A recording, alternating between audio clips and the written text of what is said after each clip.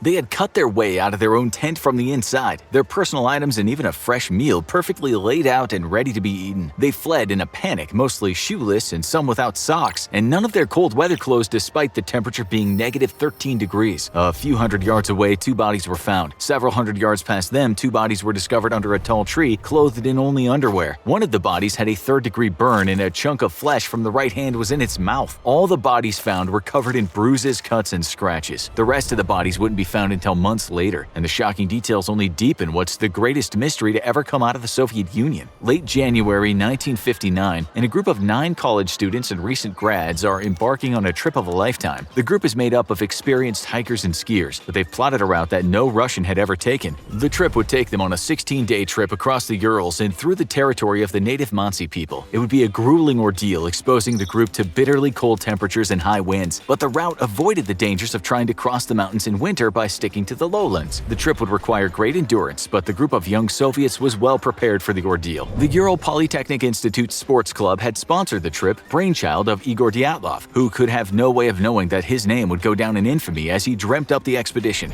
Right before leaving, however, the university administration mysteriously added a new member to the expedition, Semyon Zolotaryov. At 37 years old, he was 15 years older than most of the rest of the group. A hardened World War II veteran covered in tattoos, Zolotaryov cut an imposing figure. His inclusion to the trip is never explained by the university, despite suspicions that Zolotaryov is actually KGB. On January 23rd, the group leaves for Sverdlovsk, their jumping-off point for the expedition. Using personal journals and one communal journal discovered with the remains of the tent, investigators are able to piece together a very detailed picture of what happened in the days leading up to the mystery that would claim all their lives. Photos recovered from the group's cameras painted a perfect picture of a young group of happy-go-lucky college students and grads out on a grand adventure. As the group nears Sverdlovsk, Yuri Yudin has a painful flare-up of sciatica. The crippling pain forces him to abandon the trip, much to the group's dismay. Yudin hugs his friends goodbye, having no idea he's just cheated death. On January 28th, the group heads off into the mountains. They're never seen alive again. 8 days after the group's expected finish date, frantic family members and loved ones begin calling the university and the local bureau of the Communist Party. Search parties are immediately sent out, assisted by local Mansi hunters. Fellow students, prison guards, police, and even the Soviet military join the hunt for the missing trekkers. 5 days later, one of the search parties stumbles onto one of the greatest mysteries of the 20th century. The group's tent is discovered on February 26th after following their ski tracks for a full day. The tent is above the tree line on a mountain the Mansi called Kolatsiakal, or Dead Mountain. It's partly buried in the snow, and most mysteriously, all of the group's equipment is still neatly laid out as if they'd just settled in for the night. Ski boots and equipment is stacked by the door to the tent, and even food is laid out as if it's about to be eaten, completely untouched. What's not found is a body. Even more mysteriously, the tent had been slashed open on one side. Police wonder if someone slashed their way in for some reason until a seamstress visiting the police station where the tent is stored stuns investigators by pointing out that the tent was cut open from the inside. That would explain the missing bodies. But what in the world would cause 9 healthy, strong Russian hikers to slash their way out of their own tent, apparently in such blind terror that they left behind all their vital cold weather clothing, including boots? Further investigation of the scene revealed the trackway of the hikers as they made their way to the tree line below. The prints clearly showed that almost all of the group had not put on their boots as they fled the tent, and some were walking barefoot. The prints continued for several hundred yards until they vanished at the tree line. There amongst the trees, 2 bodies are discovered under a tall tree. The bodies lay next to the remains of a small fire, and yet mysteriously they are only clothed in their underwear. Even stranger, 12 to 15 feet up in the tree, investigators find bits of torn skin and clothing on the trunk, along with some broken branches. One of the bodies has blackened fingers and a 3rd-degree burn on the shin and foot. Inside the mouth is a lump of flesh bitten right off the right hand. The other body has burned hair on one side of the head and is wearing a charred sock. Next, investigators find 2 more bodies back up the slope facing the direction of the tent. It's clear these 2 were trying to make their way back up to the tent. A 5th body is found a few days later, also apparently trying to get back to the tent. This one is found with a small fracture on their skull. All of the bodies, however, are covered in cuts, bruises, and scratches. Investigators are now assuming a homicide has taken place, yet none of the evidence points to the presence of anyone not from the original group. No murder weapons are found, and no signs of foul play. Toxicology reports come back clean. Investigators hope that the discovery of the 4 missing bodies may help shed light on the mystery. They would be wrong. As snow begins to melt, a Mansi hunter discovers the remains of a makeshift snow shelter 250 feet from the tree where the 2 burned bodies were found. Inside the shelter is bedding made out of branches, along with black cotton sweatpants missing one leg and the left half of a woman's sweater. Authorities begin to probe the snow in a search for the bodies, and soon discover the 4 missing bodies buried under 10 feet of of snow on a rocky stream bed. One of the bodies has a head injury so severe that pieces of bone have been driven into the brain. Two others have crushed chests and multiple broken ribs. One has a hemorrhage in the right ventricle of the heart. Another is missing its lips, and a third is missing its eyes, tongue, and part of the upper lip. The medical examiner remarks that the injuries would be similar to what would be expected if the bodies had been found at the scene of a car crash. The bodies are also discovered to be wearing pieces of clothing removed or cut from the 5 bodies discovered earlier, indicating these 4 survived longer than the first 5 found. Greatly deepening the mystery, several of these clothing items emit very high levels of radiation, and a radiological expert testified that as the bodies have been exposed to running water for several months, the original radiation levels must have been much higher. The investigation is abruptly closed on May 28th. The original intent had been to determine if a homicide had taken place, and whatever happened to the group of 9, it was clear they had not been murdered, at least not by anything human. Independent investigations are immediately launched, with dozens of different theories offered on what exactly happened to this group of seasoned hikers in great physical shape up in the Ural Mountains. What could have possibly caused 9 people to cut their way out of their own tent, flee into a raging blizzard with no cold weather gear or even shoes, and then be discovered with high levels of radiation, broken and mangled bodies, and third-degree burns? Theories fly wild and free. One investigator discovers burn marks on several trees and concludes that some sort of heat ray was used on the hikers. He backs this conclusion up with reports from locals having seen strange balls of light in the sky in the area. The very last photo in one of the group members' camera is of strange flares and streaks of light against a black background, though this is common of the final photo taken with a film camera. The possibility that the group was attacked by a Yeti is also raised, as one of the other group members' photos shows a dark hulking figure amidst some trees, yet no tracks except for the groups are ever discovered. Perhaps the Americans did it. Why was 37-year-old Semyon Zolotaryov attached to the expedition at the last minute by the university? His service record contained large gaps indicative of someone who is likely in fact working for an intelligence agency such as the KGB. Could the group have run afoul of CIA operatives or American mercenaries after a deal gone wrong with Zolotaryov? The most popular theory, however, is that the group inadvertently wandered across a test of a secret Soviet weapon. It's believed that some sort of missile launch went wrong and rained debris down on the tent, forcing the group to flee. That would explain the third-degree burns discovered on 2 of the bodies, and perhaps even the presence of a potential KGB agent, perhaps attached to the group to monitor them as they passed through a secret military testing site. Yuri Yudin, who was forced to abandon the trip due to his sciatica, would go to his death, claiming that the group was removed from the tent at gunpoint and killed, either by American CIA agents or the Soviet military. Now, however, we finally know what really happened on that fateful night in 1959. In 2019, the case was reopened for investigation, and Andrei Kuryakov, a prosecutor, was put in charge. Using photogrammetry from the original investigation's photos of the scene, his group was able to better estimate the real location of the tent several hundred feet from where it was originally believed to have been located. This would prove crucial to understanding what happened that night. This new location placed the tent on a much steeper section of the mountain. Weather reports from the night in question show that the winds had been gusting up to 65 miles per hour, with temperatures at minus 30 degrees. Photographs from the hikers show that they had cut deep into the snowpack at a right angle to the slope as they pitched their tent, trying to shelter themselves from the incredibly strong winds. What would normally be a smart survival move would prove to be fatal. The group's cutting into the snowbank had inadvertently weakened the entire snowbank. As the blizzard raged, additional snow was heaped into the structurally weakened snowbank. Sometime in the evening, the snowbank gave way, and a 3-foot thick slab of snow slammed into the tent from above. With up to 1,000 pounds of snow smashing down on the skiers, immediate injuries would have been severe for those in the most unfortunate locations inside the tent. The incredible weight would have also prevented the group from getting most of their gear. But even more importantly, the sudden shift in the snow would have triggered an instinctual fear familiar to every mountaineer in the world: avalanche. This would explain why the hikers cut their way out of the tent and fled into the night, downhill and toward the tree line. The suddenly shifting snow would have appeared to them as the beginning of an avalanche, and their only hope of survival would have been amongst the trees. There was simply no time to retrieve any clothing or cold weather gear. The group eventually took shelter under the cedar tree where 2 of the bodies were discovered. They built a fire, but somebody was forced to climb up the tree to find dry branches nearer to the top, explaining the skin and bits of clothing found on the trunk. With massive wind gusts, however, no fire could warm the ill-equipped group, and it would not have taken long for 2 of them to succumb to hypothermia and die. The third-degree burns discovered on the body could have been from a desperate attempt to get warm, or from falling over into the hot coals after death. The flesh discovered in one of the corpse's mouths was likely the result of delirium, the individual biting savagely into his own hand. The 7 survivors then cut the clothes off their 2 dead comrades, explaining why they were found in their underwear. The group now split up, with 3 of them, likely the strongest, heading up the mountain to the tent to attempt to retrieve their cold weather gear and supplies. And at this point, the group likely realized an avalanche was not coming, but in the driving snow and dark of night, there would have been little hope of them finding their way back to the tent. Thus, the 3 froze to death on the slope of the mountain, only only a few hundred yards from the salvation of warm clothing. The other 4 decided to build a snow survival shelter and huddle for warmth, likely to wait out the night and seek out the tent in the morning. However, the group hit yet another stretch of bad luck as the spot they picked to dig lay right above a stream. This particular stream doesn't freeze in winter, and instead hollows out a deep tunnel under the snow and ice through which it flows. As the group dug down into the snow, they accidentally breached the tunnel, causing it to collapse. The 4 fell into the stream below and were buried under 15 feet of snow, the crushing weight of it causing the injuries discovered on the bodies. From here, scavengers discovered the bodies and ate the various missing parts of the corpses' faces. This still left the mystery of the high levels of radiation though, but that too could be solved with some background info on the skiers themselves. One of the skiers had actually worked at the site of the world's 3rd worst nuclear accident, the Mayak nuclear complex. An explosion of radioactive waste had spread a plume 200 miles north into the East Urals. The hikers had even helped with the cleanup, and one of the other hikers lived in a village inside the contaminated zone itself. High levels of radioactivity would thus be likely amongst the personal clothing of both these individuals. The explanation had not satisfied everyone, but to date remains the most realistic and plausible explanation of what happened to the 9 hikers on that fateful night in the Urals. Ultimately, the only people who know the truth tragically died in the prime of their lives, and if the Soviet government was truly involved, then they've kept the secret of their deaths for 60 years.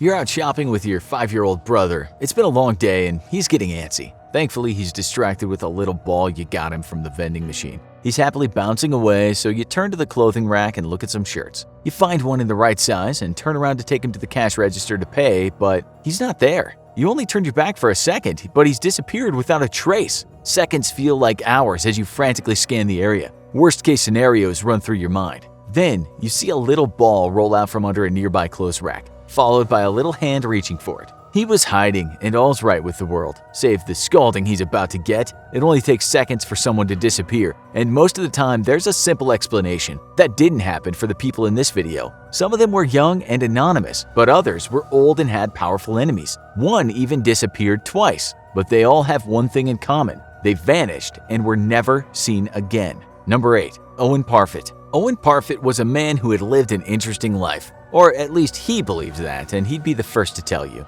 He claimed to be a pirate, a ladies' man, and an adventurer. But in the 1760s, he was an old man who could barely walk and lived with his sister in Shepton Mallet. This sleepy town in southwest England was the last place you'd expect a mystery to be found. But mystery found Owen Parfitt one stormy day. Owen liked to spend his evenings sitting outside, but needed the help of his sister and neighbor to go get into his old chair on the front porch. After securing him in his chair for the evening, his sister went inside. The only people around were some farm workers down the road. As the sky darkened, Owen's sister came outside to bring him in away from the lightning. But Owen wasn't in his chair. There'd been no sign of a struggle outside, and Owen hadn't made any noise. But there was no sign, and a disabled man certainly couldn't disappear on his own. Owen's sister approached the farm workers and neighbors to search the neighborhood, but no trace of him was ever found. Many rumors circulated around Shepton Mallet about where the old man had gone. Some say that he was taken by the devil to fulfill an old debt. Others said some old pirate enemies had kidnapped him in revenge. In 1813, a skeleton was found nearby,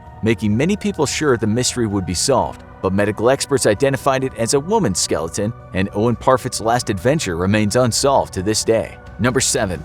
Barbara Newhall Follett. One of the most famous people to ever disappear without a trace, Barbara Newhall Follett became a household name when most of us were still in middle school. The author of the novel The House Without Windows, she burst onto the literary scene only at 12 years old. A homeschooled and reclusive young woman, she had a troubled home life and felt that she'd already reached her life's peak by her teens. When the Great Depression hit, she was forced to move to New York and work as a secretary. There, she met Nickerson Rogers and was married by 18 years old. Their marriage soon hit rocky waters, and she believed her husband was cheating on her. They fought, and on December 7, 1939, she stormed out of their apartment with only $30 on her. Rogers assumed she'd be home shortly and waited for her, but he would be waiting a very long time. It was 2 weeks later when he finally reported Follett's disappearance to the police, and 4 months before a missing persons notice was issued. Because the bulletin used her married name, Follett's disappearance didn't attract much attention. Follett was never found, but her mother Helen never stopped searching. As the years went on, she became more suspicious of Rogers and accused him of being involved in her daughter's disappearance. Although she demanded the police investigate Rogers, no evidence of foul play was ever found. Barbara Follett's disappearance remains unsolved, and the girl who was thrust onto the national stage early had managed to disappear into thin air. Number 6. Keith Reinhard. Keith Reinhardt was a sports reporter who was tired of the daily grind. He had dreams of opening up an antique shop and decided to move to the quiet town of Silver Plume, Colorado in 1988. His old friend Ted Parker lived there, and he was looking forward to the proximity to another man who loved the outdoors. But tragedy and mystery would follow Reinhardt and Parker as they settled into their new life. Reinhardt opened up his antique shop and hoped his wife would join him soon, but he soon learned that his building had a dark secret. The previous owner, Tom Young, had vanished a year earlier, with his body found 10 months later along with his dogs, both shot to death. One day, not long after the gruesome discovery, Keith decided he would climb to the top of nearby Pendleton Mountain, the site of the bodies. He visited Ted, who assumed his friend would back out when he saw how hard the climb was, but Keith Reinhardt made his way up to the mountain regardless and never came down. Those who saw him before he set out said he carried no supplies. Helicopters searched the mountain for signs of him for days, but no sign of Keith Reinhardt was ever found. A search of his business found that he'd been collecting news reports of Tom Young's disappearance and had been writing morbid poetry. Some locals suspect it was a suicide. Others say he planned his disappearance to escape debts and a failing business. Others say that whoever killed Tom Young had claimed another victim, but Keith Reinhardt has never been found, dead or alive. Number 5. Ray Gricar. Working in law enforcement will earn you powerful enemies, and one Pennsylvania district attorney might have found out that the wrong way. Ray Gricar was a veteran lawman, serving as Center County District Attorney for 20 years. He was ready to retire in 2005, planning to step down after the end of his term, but he never got to serve out that last term, and instead became the subject of one of the most mysterious disappearances of the 21st century. On April 15, 2005, Gricar called his girlfriend Patty Fornicola to let her know he was coming home only minutes away, but he never returned home, and soon she called the police. Even though he was only missing for hours, he was a prominent citizen, and the police sprung into action. The next morning, they found a disturbing sight in a local parking lot, his red Mini Cooper, with no sign of Ray Gricar. There were no signs of foul play, but if Gricar had left on his own, he made sure he couldn't be found. His cell phone was still in the car, but his computer, keys, and wallet had been taken. There was no sign of foul play, and many suspected suicide. Gricar's older brother Roy had committed suicide in 1996, and the car was found in a similar position to Roy's on that fateful day. His laptop was found at the bottom of the Susquehanna River months later, missing its hard drive. A damaged hard drive was found months later, but it was badly damaged and not giving up its secret. Gricar's daughter petitioned the court to declare him dead 6 years later, and his fate remains unsolved. A man resembling him was arrested in Utah, but was eventually proven to not be Gricar. Wherever Ray Gricar went, he took his secrets with him. Number 4. The mystery of the Bennington Triangle. Rural southwestern Vermont is one of the sleepiest locations in the U.S., but in the 1940s it became a place of terror. The Bennington Triangle is an area of small towns surrounding Glastonbury Mountain, now a popular hiking area. It was 1945 when the disappearances started, with 74-year-old Middle Rivers. A local hunter, he was with a group of 4 on the mountain when he got separated from the group. Locals combed the area, but all they ever found was one of his rifle shells. Rivers knew the area well and was an experienced survivalist, but he was never seen again. He was followed just over a year later by college student Paula Jean Weldon, a sophomore at nearby Bennington College. She went for a hike on the nearby trail seen by many locals. An old couple hiking reported seeing her on the trail ahead of them, but when they reached her location, she had vanished without a trace. The FBI got involved in the case and a reward was offered, but much like Rivers, she vanished into thin air. It was 3 years later when the mystery of the Bennington Triangle struck again. Elderly veteran James Tedford was riding a bus back to his home at the Bennington Soldiers' Home and was seen on the bus at the last stop before Bennington. Somewhere between there and home, he vanished. His luggage was still on the rack, his bus timetable still on the seat, but James Tedford had inexplicably vanished. He was followed by 8-year-old Paul Jeffson, who disappeared from his mother's truck while she got out to feed the pigs. She was gone for an hour, and when she returned, Paul was gone. No evidence of him was ever found. 53-year-old Frida Langer was the last to disappear only a month after Paul, having disappeared after returning to her campsite for a change of clothes. Her body was eventually found almost a year later after an exhaustive search, the only victim to be found, but no cause of death could ever be determined. The Bennington Triangle had claimed its last victim, but its mysteries were never solved. Number 3. Joseph Force Crater. A powerful judge facing a career-ending scandal may have been an enemy he couldn't outrun, or found an unconventional way out of his troubles. Joseph Force Crater was already a household name in New York before his disappearance in 1930.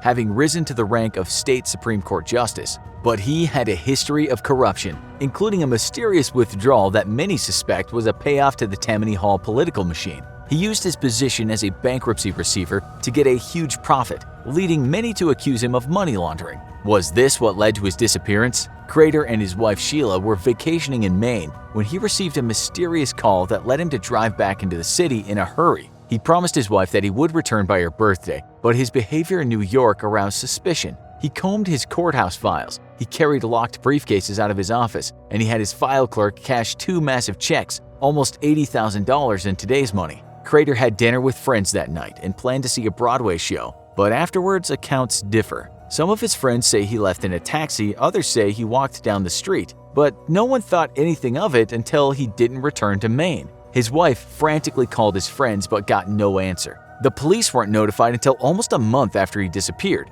and the disappearance of Judge Crater became national news. The police interrogated many women in Atlantic City who Crater had been involved with, but none knew where he had gone. An investigation was inconclusive to declare Crater alive or dead. Did an old enemy take revenge on Crater for his corruption, or did he escape and take on a new identity? A possible break in the case came 85 years later when a recently deceased woman left notes claiming that Crater had been killed by a corrupt NYPD officer on the orders of Murder, Inc. She gave directions to where he was buried in Coney Island, but no remains were found. Number 2. Tara Calico. The disappearance of Tara Calico is one of the most haunting unexplained disappearances. Not because of what we don't know, but because of what we do. Only 19 years old, Calico was fond of riding her bicycle along New Mexico State Road 47. She often rode with her mother, Patty, but Patty stopped riding because she thought a driver was stalking them. Patty warned Tara to be careful, but Tara wasn't worried. On Tuesday, September 20th, 1988, Tara didn't return from her ride. Patty went out searching for her and contacted the police. They found pieces of her Sony Walkman, and witnesses said they saw her on her bike ride, closely followed by an unknown driver in a pickup truck. A chilling break in the case came almost a year later, on June 15, 1989. Across the country, in Port St. Joe, Florida, a photograph was found in the parking lot of a convenience store. It showed a young woman bound and gagged in the trunk of a car next to a young boy. The woman who found the photo of the 2 kidnapping victims said she saw a windowless van driven by a man with a mustache. Police were unable to chase the van down. Patty identified the woman in the picture as Tara based on a scar on her leg, and the boy was initially identified as the missing Michael Henley. But the New Mexico boy's body was found a year later near where he disappeared, having died from exposure after getting lost. The boy in the picture has never been identified, and Tara Calico was never seen again. Number 1. Solomon Northup. One of the most famous missing person stories in history, Solomon Northup's tale became a best-selling memoir and an Oscar-winning biopic. But what happened to him after remains a mystery. Northup was a free-born black man living in New York in the early 1800s, but the southern states didn't care about that. When Northup, a traveling musician, went to Washington, D.C. to perform in 1841, he was drugged and kidnapped. He was sent to New Orleans, where he was sold as a slave. For 12 years, he was sent from one owner to another and treated brutally, until he met a Canadian worker who heard his story and got him legal help in New York. Upon his return to New York in 1853, he published his memoir, 12 Years a Slave. But the years of hard labor and beatings had taken their toll on Northup, and he was reported to be a drunken and depressed man. Although he found a second career as a speaker on the brutality of slavery, he often faced violent crowds opposed to his message. By 1858, he had disappeared off the map, and not even his wife or children knew where he was. Many speculated he'd been killed by his enemies who wanted to silence him, or had been kidnapped again and sold into slavery despite being an older man who would be of little use on a farm. A more optimistic rumor is that he couldn't stand doing nothing while others were in slavery and he left to join the Underground Railroad. Or maybe while drinking to escape his horrible memories, he simply met his end by falling into a nearby lake. Solomon Northup's words impacted the world long after he was gone, but the man disappeared without a trace. There's nothing this world loves more than a good mystery, and there's few mysteries quite as tantalizing as the tale of the infamous lost colony of Roanoke. Originally a settlement of over 100 colonists, the English returned 3 years later to their North American colony, only to discover it a mess of overgrown weeds. Curiously, farm implements and even rifles were left laying on the ground, and strangest of all were the words Crow and Croatan carved into a tree. But what exactly happened to this near mythological lost colony? Let's travel back in in time and find out. The year is 1587 and Governor John White makes landfall on the northern tip of modern-day North Carolina with 117 colonists, 97 men, 17 women, and 9 young boys. This site is not White's first choice, however, as he originally planned to land on Chesapeake Bay further north, which would eventually become the site of the first successful British colony, Jamestown. Ship Captain Simon Fernandez, though, refuses to sail north and forces White and his colonists to set up shop here in Roanoke, originally meant to be a pit stop so the ship could pick up a previous 15 men left there 2 years ago. The location becomes permanent when the colonists are forced to offload. As far as the 15 men they had planned to pick up, there's no sign of them, and instead the colonists find signs of a massacre, an inauspicious start for the new colony. For White, this is his second trip to Roanoke, and for the British, it's one of several faltering attempts to settle in the New World. In 1578, Queen Elizabeth I tasked Sir Humphrey Gilbert to sail to the New World and discover lands that had not yet been claimed by the Spanish in order for England to make her stake. On an initial expedition, Gilbert located some suitable sites for a permanent colony, but on his second expedition, his ship was lost in a shipwreck. After his death, his half-brother Walter Raleigh then took over the task of finding lands to colonize and planned to scout for locations ranging from Spanish Florida to the Arctic.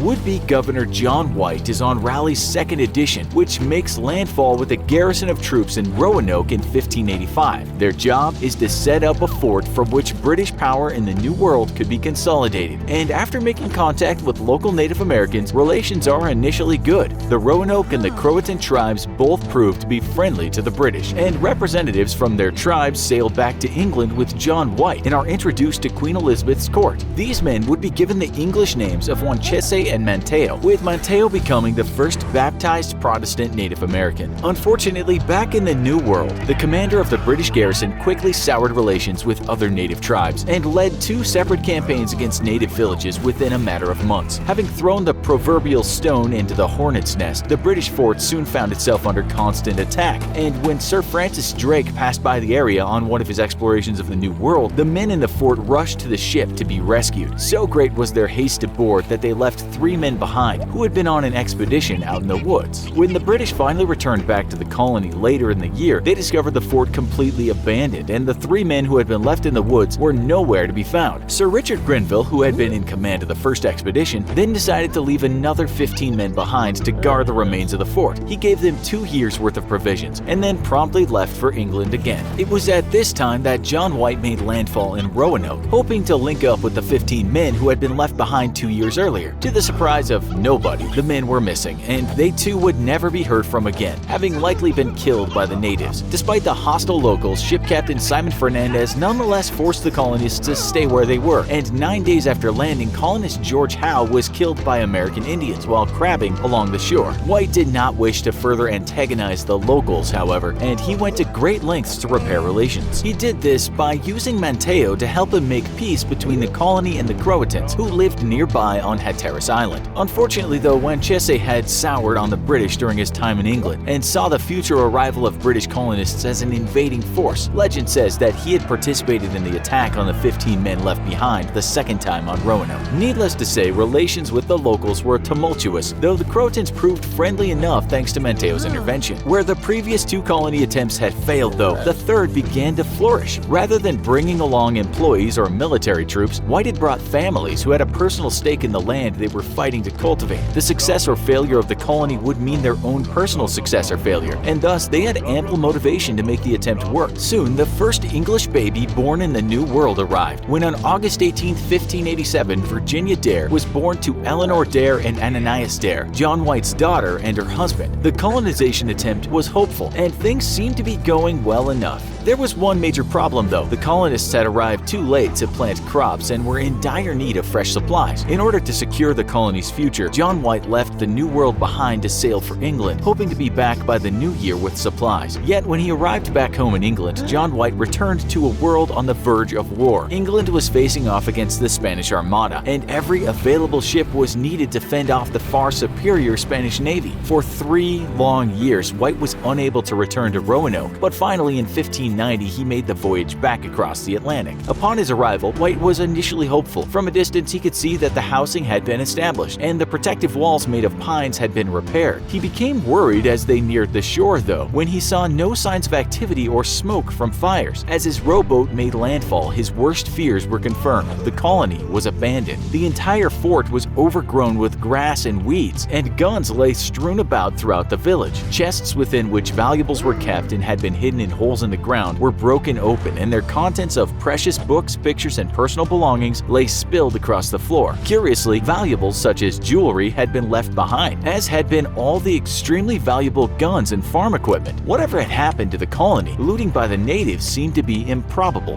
White had instructed his colonists to leave behind a sign in case of emergency, a cross carved into a tree. Instead of the cross, though, White would famously discover two other carvings, the first being the letters C, R, and O etched into a tree, and another being the full word Croatan. Upon discovering the carvings, White believed that the settlers had been forced to abandon the colony and moved with Mateo's people, the Croatans, on Hatteras Island, a theory he was unfortunately not able to prove when an approaching storm forced him to set sail back to England. With failing health, White never got a chance to return and rescue his colonists, and he died 3 years later. Theories abound as to what fate befell the colonists, but most believed that John White's original hunch that the entire colony had moved to Mateo's people are probably correct. This is because as part of White's secret code, the colonists were to etch the location of their travel in case they had to leave due to an emergency, and the addition of a cross would signal that the move was in response to a dire emergency. The word Croatan was, however, discovered carved into the wood of a defensive palisade that had been erected to supplement the colony's defenses, meaning that the colonists had clearly been under some threat and preparing for attack. In 2013, an expedition to the Native American settlement on Croatan Island discovered the remains of a European rapier, along with the barrel of a gun, lead shot, scraps of copper, and a piece of drawing slate with a lead pencil. This would lend a great deal of credence to the theory that the colonists had simply moved south with the Croatan people and assimilated into their population. In the 1700s, the discovery of Native Americans with gray eyes who claimed to have been the descendants of white settlers helped confirm the original version of the events. While the British artifacts could very well have been the results of trading with English colonists later on, the discovery of buried trash pits also lends credence to the theory that the Roanoke settlers had made their move here rather than starve alone in the cold winter or face innumerable hostile tribes alone. The trash pits showed an abrupt change in diets from fish and turtles to deer and birds, which could hint at the natives hunting using European guns, which the colonists provided. Despite hostilities against the first two settlements, native tribes were well known to be extremely accepting of outsiders, and over the centuries of the New World's colonization, many former English colonists who joined with native tribes refused to return home and chose to stay with their tribes. The theory that the Roanokans had simply been absorbed in the Croatan tribe is the most likely to be true and the most plausible, while other theories claiming that they were simply massacred could also be true but is more unlikely. Had there been a massacre, then upon White's return, there should have been remains to be found, and yet White and his men discovered none. The disappearance of the colony of Roanoke is likely far more mysterious than it ought to be. All evidence points to the fact that the colonists simply faced starvation and hostile neighbors, and so they moved to the only friendly tribe in the area and made their home with the natives there.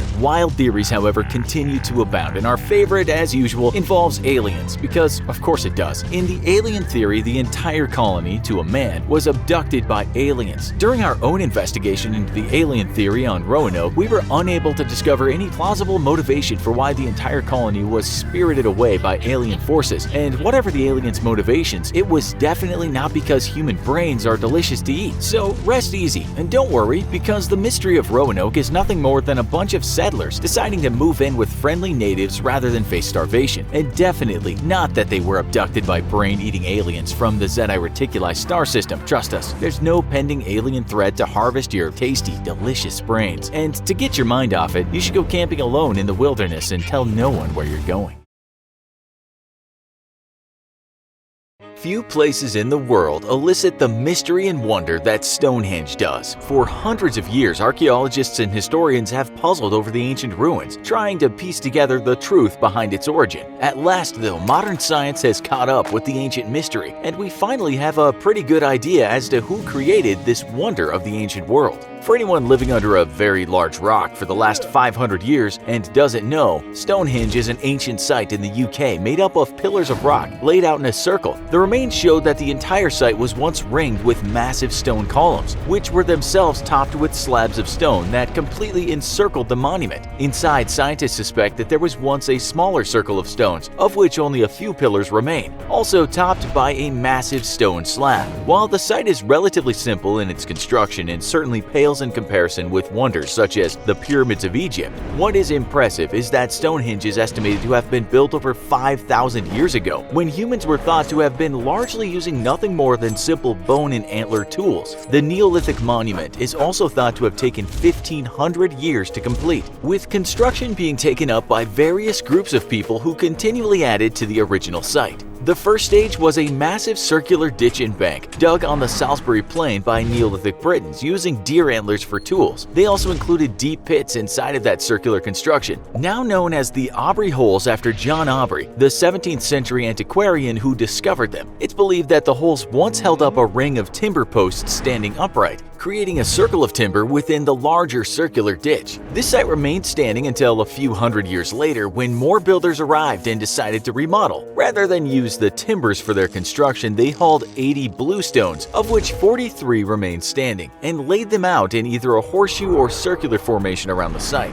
Lastly, during the third and final phase of construction, which took place around 2000 BC, sandstone slabs were arranged into a ring formation around the entire site, with some being assembled into the iconic three-piece structures called trilithons. A few trilithons remain standing inside the formation today, and it's these structures that have become a visual representation of Stonehenge for millions of people around the world today. Work would continue for the next 400 years, with the large stones being repositioned as new people modified the original site. What's particularly impressive about Stonehenge is that the majority of the construction took place well before the invention of the wheel. That means that the sandstone blocks weighing over 40 tons had to be transported from up to 25 miles away, while the smaller bluestones, which weighed up to 4 tons each, were originally sourced from over 200 miles away. How in the world did Neolithic builders get these giant stones into position without even the use of the wheel?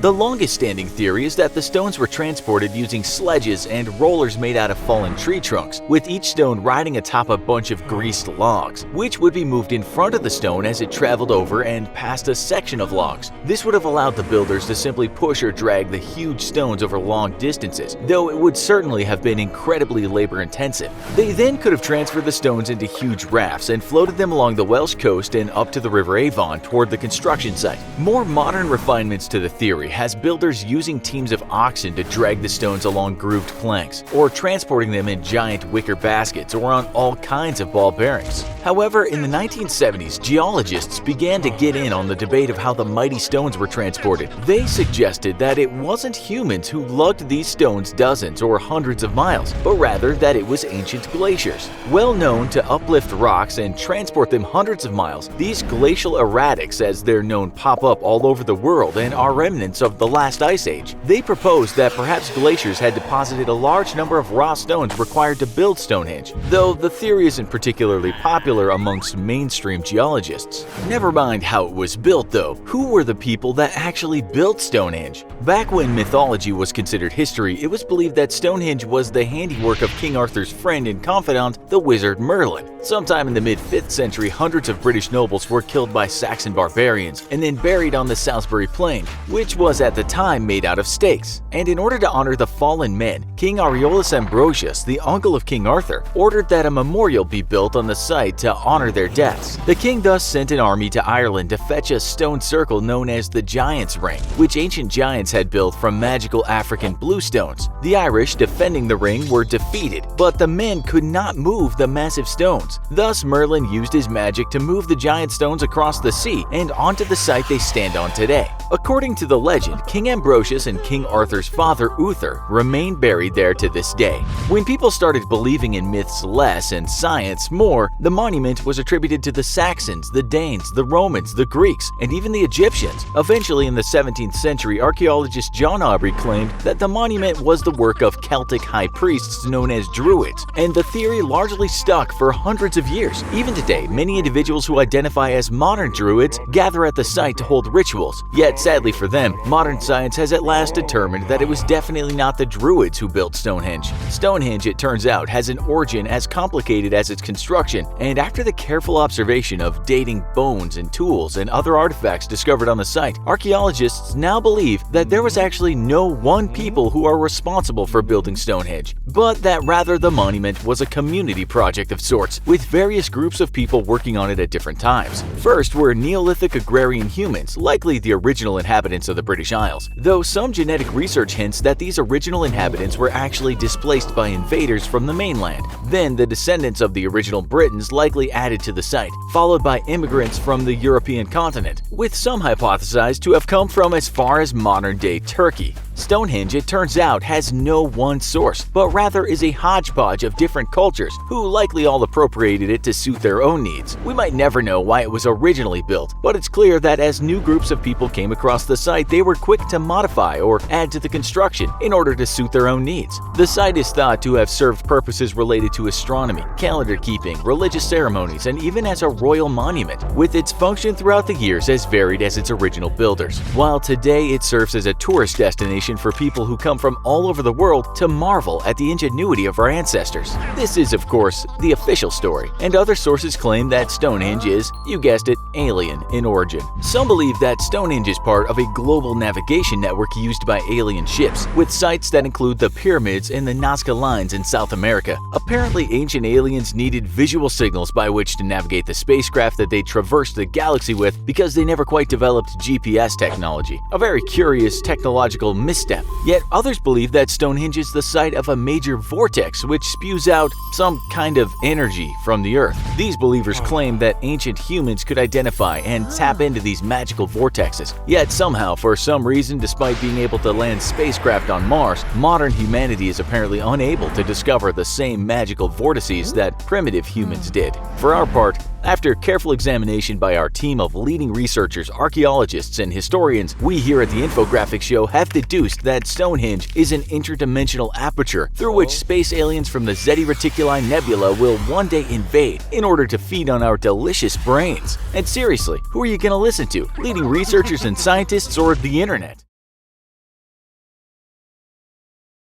There's a good chance that there's a killer lurking in your home right now. She's probably watching you from some shadowy corner of your house, even as you watch this video. Don't bother looking over your shoulder. She's far too stealthy, and in fact, she's probably already struck. Without you even knowing it, she's already injected you with a deadly cocktail, and now you're as good as dead. If you live anywhere but Antarctica, then you're probably well acquainted with the mosquito. These flying insects are the bane of all humans during the spring and summer months, and they can ruin anything from a day at the lake to a backyard barbecue. But in many cases, they'll do more than just leave behind an itchy bump, as mosquitoes are also one of the leading disease vectors in the natural kingdom. In fact, mosquitoes are considered by many to be the deadliest animal to have ever existed, and some scientists estimate that they may have killed as many as half of all humans that have ever lived, all through the spread of various diseases and parasites. The mosquito of today is no exception, and reports of deadly West Nile virus have popped up everywhere from Canada to the United States to across Europe. You can't run, and you definitely can't hide. Mosquitoes will look for you. They will find you. And like a revenge-fueled Liam Neeson, they might just kill you. The best part, with global warming heating up the Earth and changing the climate, the northern latitudes that mosquitoes can show up at have been steadily increasing for years, and the longer warm seasons all around the world have given mosquitoes even more time to do what they do best: breed by the trillions. Soon, any argument that global warming is real or not will be moot, as we'll all be too busy trying to climb out from under an avalanche of disease-bearing mosquitoes. But why do mosquitoes even bite in the first place? And why does it seem like sometimes you get covered from head to toe in bites that refuse to stop itching for days, while your friend remains somehow untouched? Well, this might just come as a surprise, but mosquitoes primarily feed on nectar, the natural juices of various plants and fruit juices. And in fact, the male mosquito does not bite animal hosts at all, sticking to an all-vegan diet that complements his modern yoga-fueled lifestyle. Male mosquitoes, it turns out, are rather peaceful individuals and have no wish to harm any other living beings, content to gather all their sustenance from fruits and plants. See you at the smoothie bar, Mr. Mosquito. Female mosquitoes, on the other hand, are hell-bent, rampant, bloodthirsty succubi that kill in the millions, all in the name of procreation. That's because before a female mosquito can lay her eggs, she needs to obtain proteins only found in the blood of animals. When a daddy mosquito loves a mommy mosquito very much, he gifts her a package of sperm, which she holds onto in order to develop eggs, and then the mommy mosquito flies away to drink the blood of dozens of innocent victims, leaving a trail of death and destruction in her wake. Many human relationships follow a similar pattern. Only by acquiring fresh blood can her body get the proteins that she can't get from plant nectar, which in turn allow her to rapidly develop a brood of eggs, which she then fertilizes with the male's sperm package. While the exact process varies depending on species of mosquito, because nature hates you and wants you to know it, so of course there's more than one species, ultimately the female will find a source of water or moisture in order to deposit her eggs. There, her job is done, and she flies away to do it all over again. Unlike many species of insects and animals, mosquitoes breed as often as they can, and once again scientists have confirmed that this is because nature hates us. On their own though, mosquitoes are quite harmless, even the females who do all the biting. When a mosquito bites, she is kind enough to inject you with a topical anesthetic, which numbs the immediate area of the bite. Then she injects her needle-like proboscis deep into your flesh, an instrument so finely tuned that today scientists are replicating its construction in order to make pain-free syringes. However, like a sloppy first-time kisser, the mosquito's saliva ends up spreading all over your body tissues, and this triggers an immune response from your hyper-vigilant immune system. The body then produces histamine, which is aimed at increasing blood flow to the area, so that more white blood cells can hitch a ride to the site of the intrusion. But unfortunately, the histamine also messes with nerve cells in the vicinity, which causes the intense itching associated with mosquito bites. Some people's immune systems, however, don't even react to mosquito saliva, either because their immune system is incredibly lazy and can't be bothered to do its job, or because it's grown tolerant to the saliva after identifying it as a non-threat. You can always identify who these lucky individuals who don't react to mosquito bites are by the way they constantly ask, "There's mosquitoes in these parts?" When you show up looking like you've developed the measles after a 2-day camping trip.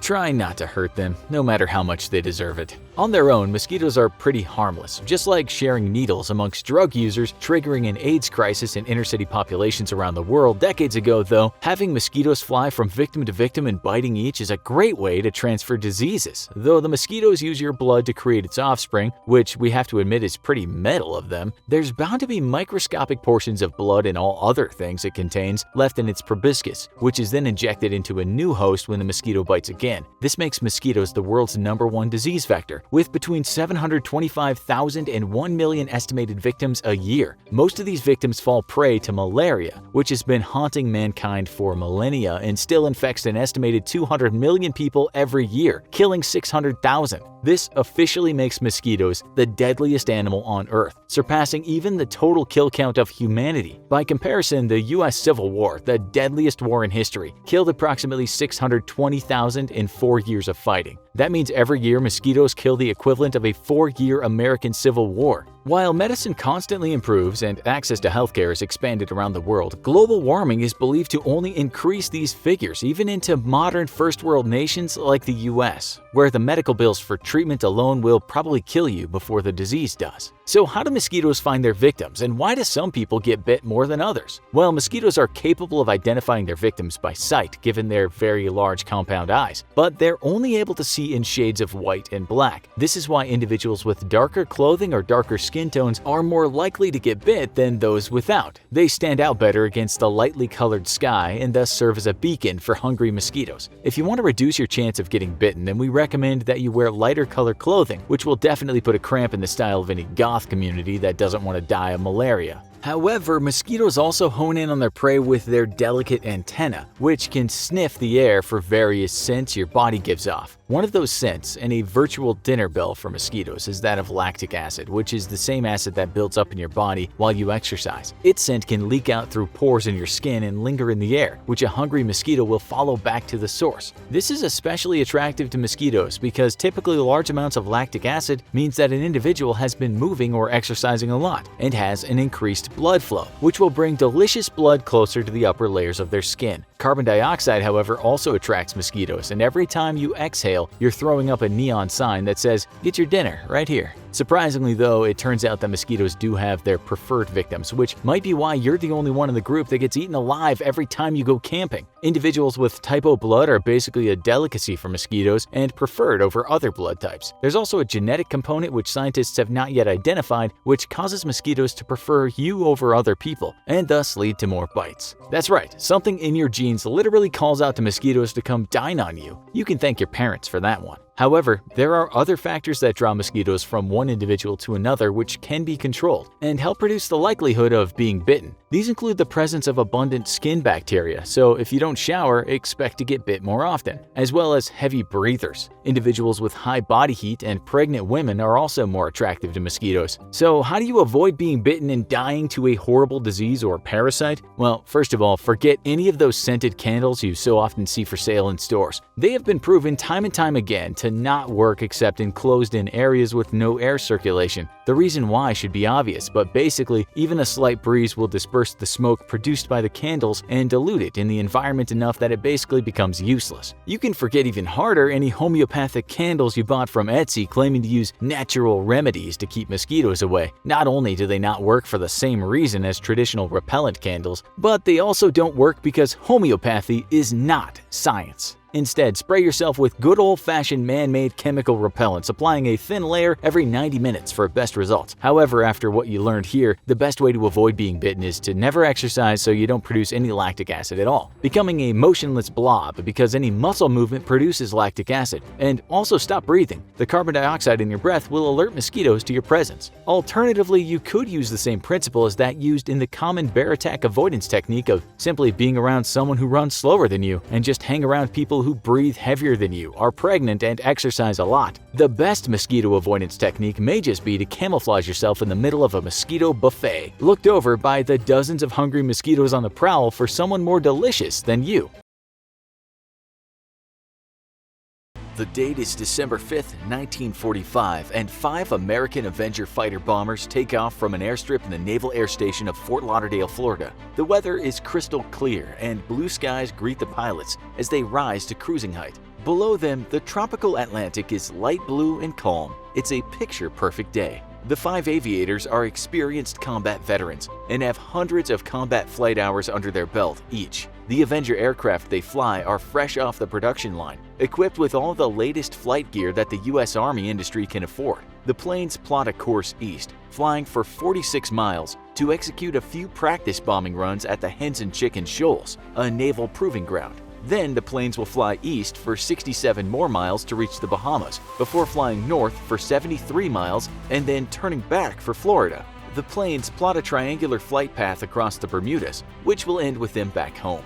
As the flight heads out to sea though, the lead pilot's compass starts spinning out of control. Commander Charles Taylor carefully checks and rechecks his equipment, but can't find a reason for the compass malfunction. The other pilots radio over that they too are experiencing strange equipment malfunctions. Taylor radios back to Fort Lauderdale and informs the tower there of their equipment malfunction. Even more troubling, he reports his location as being over the Florida Keys, which should be impossible as he and his wingmen have flown due east for the last hour.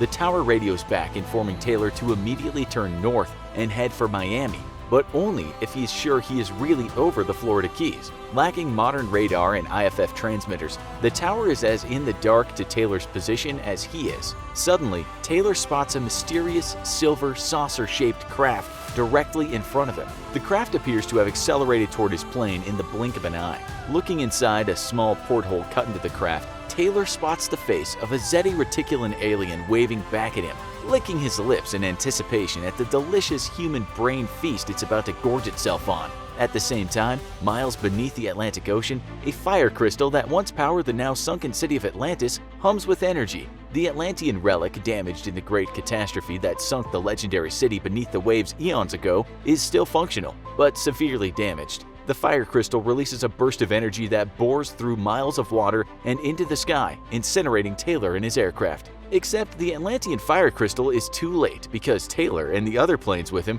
are suddenly overtaken by a shining, whirling vortex of Triforce energy, which teleports the pilots and their aircraft to the year 3451 AD. Arriving in our distant future, Taylor lands his plane to find a planet ruled by Bigfoots, a planet of the mythical apes. The Bermuda Triangle has mystified humanity ever since the disappearance of the now legendary Flight 19. But for as long as the myths surrounding the alleged mysteries of the Triangle have persisted, so too have the debunkers, who have worked far harder than any human should have to try and convince the people that Atlantean fire crystals and sea monsters and alien spaceships and time vortexes don't really exist. Now a scientist has finally pulled the curtain back on the truth behind the Bermuda Triangle, and his discoveries, all backed up with scientific evidence, have shocked many. Well, in truth, they haven't shocked many people at all. And that's because scientist Karl Kruszelnicki has at last revealed with empirical evidence that the only mystery surrounding the Bermuda Triangle is that there never was a mystery to begin with. Much like conspiracy theories surrounding JFK's assassination, the mental programming of male models to become elite assassins for the fashion industry, and the moon landing, it turns out that good old-fashioned human ignorance, a whole lot of misinformation, and an appetite for mystery is mostly to blame for the Bermuda Triangle alleged weirdness. Take the legendary disappearance of Flight 19, for example. In our opening scenario, we told the story as most conspiracy theorists tell it, and yet there are very many glaring errors even before we get to the aliens, fire crystals, and time vortexes. The weather, for example, was not crystal clear, and there was moderate cloud cover that impeded the pilot's sight at times. The waves below were cresting about 15 meters, hardly calm skies for a pleasant afternoon flight. The pilots themselves were not combat veterans with hundreds of flight hours between them, but rather 4 of them were extremely inexperienced and on what would have been one of their first training flights. Commander Taylor himself was also quite the controversial figure. He was known to be a heavy drinker and in fact had shown up that day quite hungover. Also, he had a prior history for getting lost and having to ditch his plane,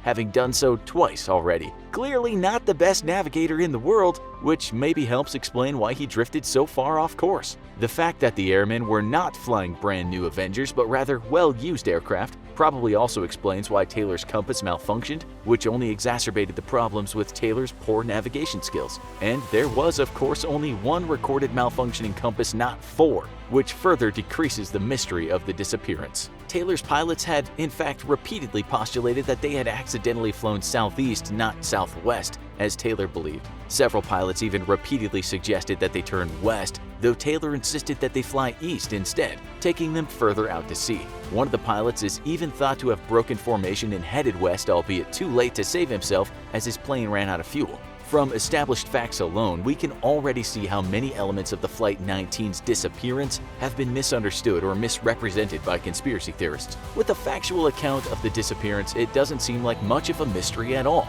Taylor was irresponsible, took off with a malfunctioning compass, and then led his flight deeper out to sea instead of turning west as he should have done. Heavy cloud cover likely obscured views of any recognizable land masses and added to the difficulty in navigating.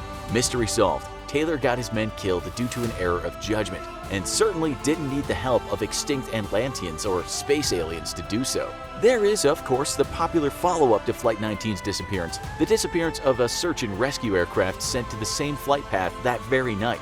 Once more, depending on which conspiracy theory website you read the story on, the disappeared plane either vanished into thin air or was spotted being followed by UFOs, or became the victim of another Atlantean fire crystal. Yet in reality, the alleged sudden and unexplained disappearance had several witnesses who all reported a fireball crashing into the ocean. The next morning, plane debris in an oil slick was discovered. Clearly, this was the work of UFOs trying to throw investigators off the scent. Except the PBM Mariner aircraft, which had been dispatched to look for the missing flight, already had a nasty reputation for randomly exploding, which on a top 10 list of things an aircraft shouldn't do is right at number 1.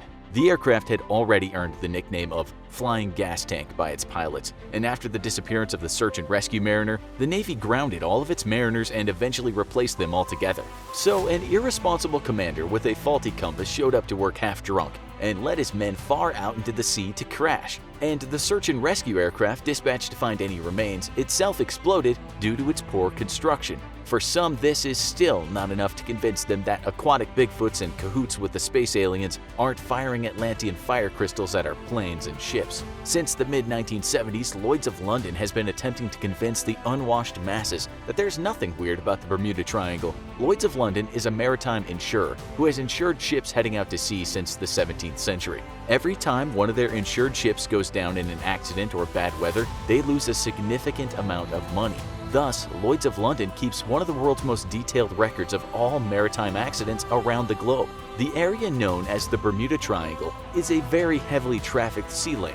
Cruise ships routinely cross through the triangle, bringing thousands of tourists to the Bahamas and other tropical islands. And giant cargo ships cross through the waters en route to ports in the Gulf of Mexico. A ship wishing to dock at the southern U.S.'s largest ports, such as Mobile, Alabama, must cross through the triangle on its way to America from Europe, Africa, or even Asia. All of this heavy ship and air traffic is bound to result in a large number of shipping accidents and lost ships. No matter how advanced our modern technology is, some estimates say that we still lose 24 ships every year, completely vanishing along with their crews. The ocean is still a wild and very dangerous place for mankind to tread, and occasionally it likes to remind us of that fact. When you concentrate large amounts of shipping traffic through a narrow corridor, such as the Bermuda Triangle, it's expected that from time to time there will be a headlines-grabbing disappearance. Yet, after scouring its records, Lloyd's of London was able to prove to the public that this part of the world suffers shipping accidents and losses at nearly the same rate as anywhere else on the planet.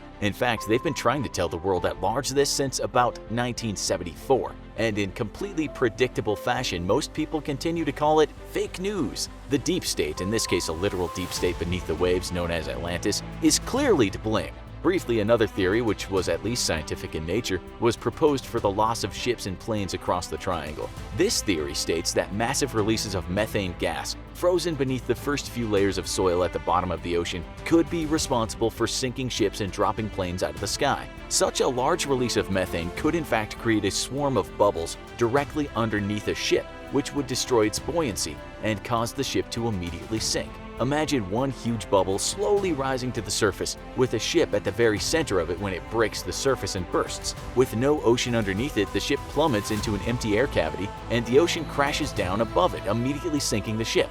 In a very similar way, this is what theorists propose happens to ships in the triangle. The methane, however, can rise for tens of thousands of feet, and when it comes into contact with superheated jet exhaust, it can explode. The resulting explosion could damage jet engines and cause planes to fall out of the sky. The theory is actually completely plausible and very realistic, except scientists say that the last massive release of undersea methane in the area occurred about 15,000 years ago. It turns out that the only real mystery surrounding the Bermuda Triangle is why there's a mystery left to begin with. The facts and the data have been publicly available since the mid-70s, and prominent scientists have debunked the entire mystery routinely over the last several decades. In the end, it seems people simply like having a good mystery, and living in a world with no mysterious circumstances, alien spaceships, and Atlantean fire crystals may be too boring for some. Imagine this scene. The cops pull you over as you're driving down the freeway. An officer asks you for your license, and you obligingly pull it out and hand it over. You tell him it's an international license, adding that you're originally from Scotland. R. MacDonald, the cop says. You can call me Ron, you tell him. Okay, Mr. Ronald McDonald, the cop says, we have a reason to believe this car has been involved in a serious crime. We'd like you to come with us. After the cops have stopped laughing at you down at the precinct, they discover that you're actually not Ronald McDonald, and you're probably not Scottish. You are, however, all over that serious crime scene. You outright refuse to tell them who you really are, so the question is, how do they actually convict you of the crime? It sounds like the plot of a TV crime show, but as you'll find out, this is all based on a true story. The real story involves a man who's been given the name Unknown Man, and he's been sitting in a Canadian prison for more than 6 years. He says his name is Herman Emmanuel Fancombe, and that he's from France. But an investigation found that to be an outright lie. When asked who he really is, he says things like this: "You can go to hell, that's all I have to say to you, go to hell." So what can you do with a man that's so stubborn? Let's first look at what he was accused of. He was involved in a pretty serious fraud case back in 2013. A Toronto man put an ad online for a commercial property and 5 guys responded to that ad, one of them being our unknown man. They said they could pay for the place, but there was a catch. They said a large sum of money was on its way from South Africa and that the cash was coated in a kind of black ink. That's the only way they could get the money out, they told the man. They told him that the coating wasn't that hard to remove, but you needed a very expensive chemical to remove the ink. They then produced a huge chunk of cash and showed the guy how this chemical could remove the coating. They told the guy that they needed his help to bring in more money and buy more chemicals, and no doubt the guy was going to get quite a bit of cash out of the deal. He ended up giving the guys $450,000, and later he discovered that the cash he'd already had was fake. The men disappeared, of course. After this happened, the cops said these guys were experts at this kind of scam, and they said they preyed on various people. The police claimed that they were good at their job, telling the press many of the suspects in this scam are very good at building rapport with the victims. They're very clever, they're very devious, and they practice this. Those early reports said a 32-year-old man from Montreal had been arrested, and his name was Fankum. We now know that this is not true, and he might not have even been 32. So how did he even get to Canada? Well, we know that he got on a flight from Cuba and arrived in Montreal on October 28, 2012. He had a French passport. At immigration, he was asked what the intention of his visit was. He said that he'd been to Canada before and had friends here. He added that he was visiting again because his buddy's sister had died and he'd been asked to attend the wake. Okay, Mr. Frankham, enjoy your stay. But then he was there to meet his crew and to start scamming wealthy Canadians. Things looked okay on the outside. He had a reservation at the Days Inn in Montreal. He had over $3,000 in a bank account and had a return ticket home. If you didn't know, some immigration officials in many countries will ask you for those three things if they suspect you're not a genuine tourist: proof you have cash for your stay, hotel reservation, and a return ticket. This man was given a 10-day visa, and that was that. Except he had no intention of staying 10 days or using that return ticket. He was also intending to fatten that bank account of his. After the crime was committed, an investigation pointed toward the unknown man, and he was found in a hotel. The thing was, he had ID, but not the ID he had showed at the airport. He told the cops that his real ID, the Fankham passport, was someplace else. Since this case involved a foreigner, the Canada Border Services Agency was called in. He got lucky too, because he wasn't actually convicted in the fraud case. Canadian prosecutors said just deport him. Simple. But it wasn't that simple. The unknown man actually told the cops that he wanted to stay in Canada and face the music. The authorities wanted to send him packing back to his own country, but where in hell's name was that? Fankham explained why he wanted to stay in Canada. I asked for a trial so that I could settle the allegations against me. My right is to prove that I am not guilty, he was reported as saying in the National Post. If he went to trial and he got cleared, then he'd be Mr. Fankham, a free man. Now he's an imprisoned imposter, and he's done more time than he would have if he'd been found guilty 6 years ago. So what to do with an unknown man? Well, time has passed and he just stayed in prison. He wouldn't play ball and tell the authorities who he was. Years passed, and during that time, investigators revealed that his fingerprints pointed to fraud cases in many countries. His fingerprints matched a fraud case in the UK, while they were also owned by 2 different men in Cameroon and 1 guy in Haiti. It seems Mr. Fankham has used quite a few names before, but still the authorities didn't know where to send him. It seems now his mental health is suffering, but he's still a stubborn man. Maybe he just can't say who he really is, because that might lead to some serious crimes. He's stuck with Fankham and as an imposter, and it's not clear what the authorities should do. This is how stubborn he can be. The Canadian Immigration and Refugee Board asked him, "I will listen to what you have to say, sir, but I'd like to know first of all, am I speaking to the right person?" The reply? "I don't care, go to hell." He's certainly not who he says he is, because the French police did a massive bust of a ring that had been counterfeiting passports, and they discovered that one of the fakes was none other than a Mr. Herman Emmanuel Fankham. The French told the Canadians that they believe the unknown man is Cameroonian. The Cameroonian authorities believe that he used to sell clothes in the country and then moved to the UK, but they didn't know what his real name was. The British said his fingerprints were on file under a Cameroonian national named Boun Emmanuel Fabil. He was convicted of having fraudulent documents and did an 8-month sentence in London lockup. After his release, he stayed in the UK and created a new identity, after which he was arrested again for fraud under a different name and served another year. This globetrotter might also be wanted in Germany. The United States Department of Homeland Security said, okay, let's use facial recognition technology. That seems to have happened, and the Canadian Immigration and Refugee Board appealed in 2018 to get the man released. That didn't happen, and he's still in prison today. In 2012, the so-called hardest puzzle on the internet was born, Cicada 3301. It was posted on 4chan, and this was the beginning of the message. "Hello, we are looking for highly intelligent individuals. To find them, we have devised a test." They said that if you could complete this test, you'd have more of a chance of finding out who they were. They signed off 3301. What was actually presented was a series of puzzles, with each one getting a bit harder. To pass them, you had to know something about coding or cryptography, or just have general smarts when it comes to wordplay and references. Who was doing this? A cult? The government? Was this the work of the dark arts? Was it dangerous? Will we ever find out who was behind it? Keep watching for the answers. Okay, so first we need to know a bit more about the puzzles. We won't pretend that here at the Infographics Show we are master puzzle breakers, so we'll just cheat and look at some puzzles and the solutions. We should say it took some people a long time to figure those solutions out. The puzzles were undoubtedly put together by very intelligent individuals, and we know that simply because to create what was called the most baffling and enigmatic mystery on the internet, you had to be smart. And we're looking for people who no doubt already hold high positions and likely work in IT and internet security. There are also rumors that an organization such as the NSA or MI6 could be doing it as a recruitment strategy, or that some cyber cult was just messing with people's heads. So in that original image and message, when the 3301 guys invited people to play, there was a hidden clue. You had to download that image and then you would see some lines of code. And in that code, you would read Tiberius Claudius Caesar, say LXXT greater than 33M2MQKYV 2GSQ 3Q equals W right bracket O2NTK. What does that mean? Well, not much to most of you, but it's a cipher, which was a way to say something using disguised languages or symbols.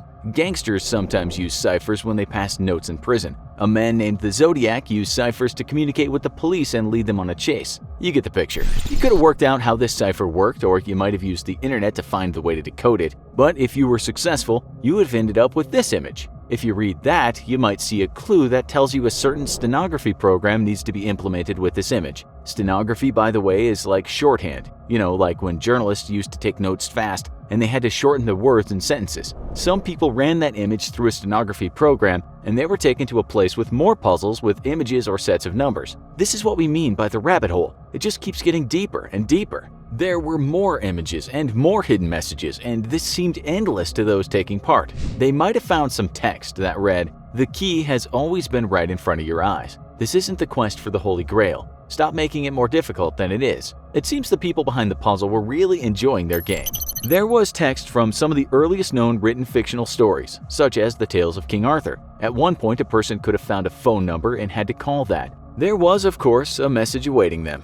The accent was North American, but that doesn't mean the sender was American. This is what he said. "Very good, you've done well. There are 3 prime numbers associated with the original final.jpg image. 3301 is one of them. You'll have to find the other 2. Multiply all 3 of these numbers together and add an A.com to find the next step. Good luck." Later, the problem solvers came up against something even stranger, and that was a bunch of coordinates from all over the world. What did this mean? Well, if you followed one of those coordinates, you might have found yourself in Poland, South Korea, the west coast of the USA, or in Australia or Hawaii. At the spot, you'd find a poster with a print of a cicada on it, and also a QR code. There were more clues in that code. What did this mean? Well, it meant that these guys were a big team and they could put up posters in locations all over the world. This wasn't some solitary outfit working in a dark London basement or a New York penthouse loft. It was about this time that people started thinking, who the hell are we playing with? These guys are serious, they're global. The fact that the people at the Cicada kept using strange references just made this whole thing more mysterious and perhaps frightening.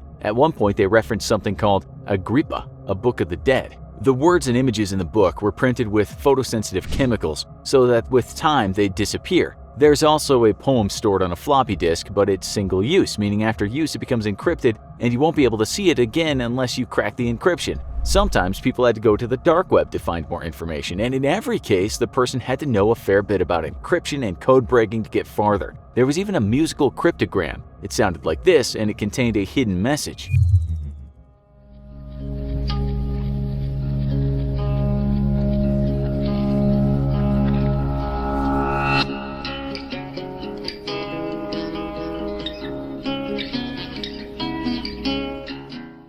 Sometimes, when a person solved a puzzle, they would be taken to a page, but if they arrived there too slow, they might have read a message that said leaders were wanted, not followers, and the game was over for them. Only a select few could win, and those folks were promised a pot of gold at the end of the rainbow, or at least a big reveal. So what happened if you got that far? Well, Cicada3301 posted a message on Reddit when the first game was over and stated that they now had the intelligent individuals they were looking for. "There will be no more opportunities like this one," read the message, which signed off with a PS, and this again was a bunch of numbers that needed unscrambling. Then a year later, another puzzle ended up on 4chan, and again some people were sent on the puzzle trails, and only the fastest and best passed. Some folks had actually been waiting for another opportunity, having failed the first time. Some of those people believed that a great job or something wonderful and mysterious waited for them where the rabbit hole ended. They will have read this message at one point in the puzzle. "Hello, epiphany is upon you. Your pilgrimage has begun. Enlightenment awaits." Sounds cool, huh? But many people failed to finish their pilgrimage and become enlightened. The digital Holy Grail was hard to find, worthy of Arthurian legend. It wasn't always about cracking code either, you had to be well read. An example to back this up is a reference they used to the 19th century American transcendentalist writer named Ralph Waldo Emerson. They might have cracked so many techno puzzles, but then if the nerds on the net hadn't also read some philosophy, then failure likely awaited them. To win, you had to be an all-rounder. The third and last set of puzzles was in 2017, and then Cicada 3301 just vanished from the internet. But what happened to the winners, the guys that did find the Grail? What happened to the internet's Sir Galahad?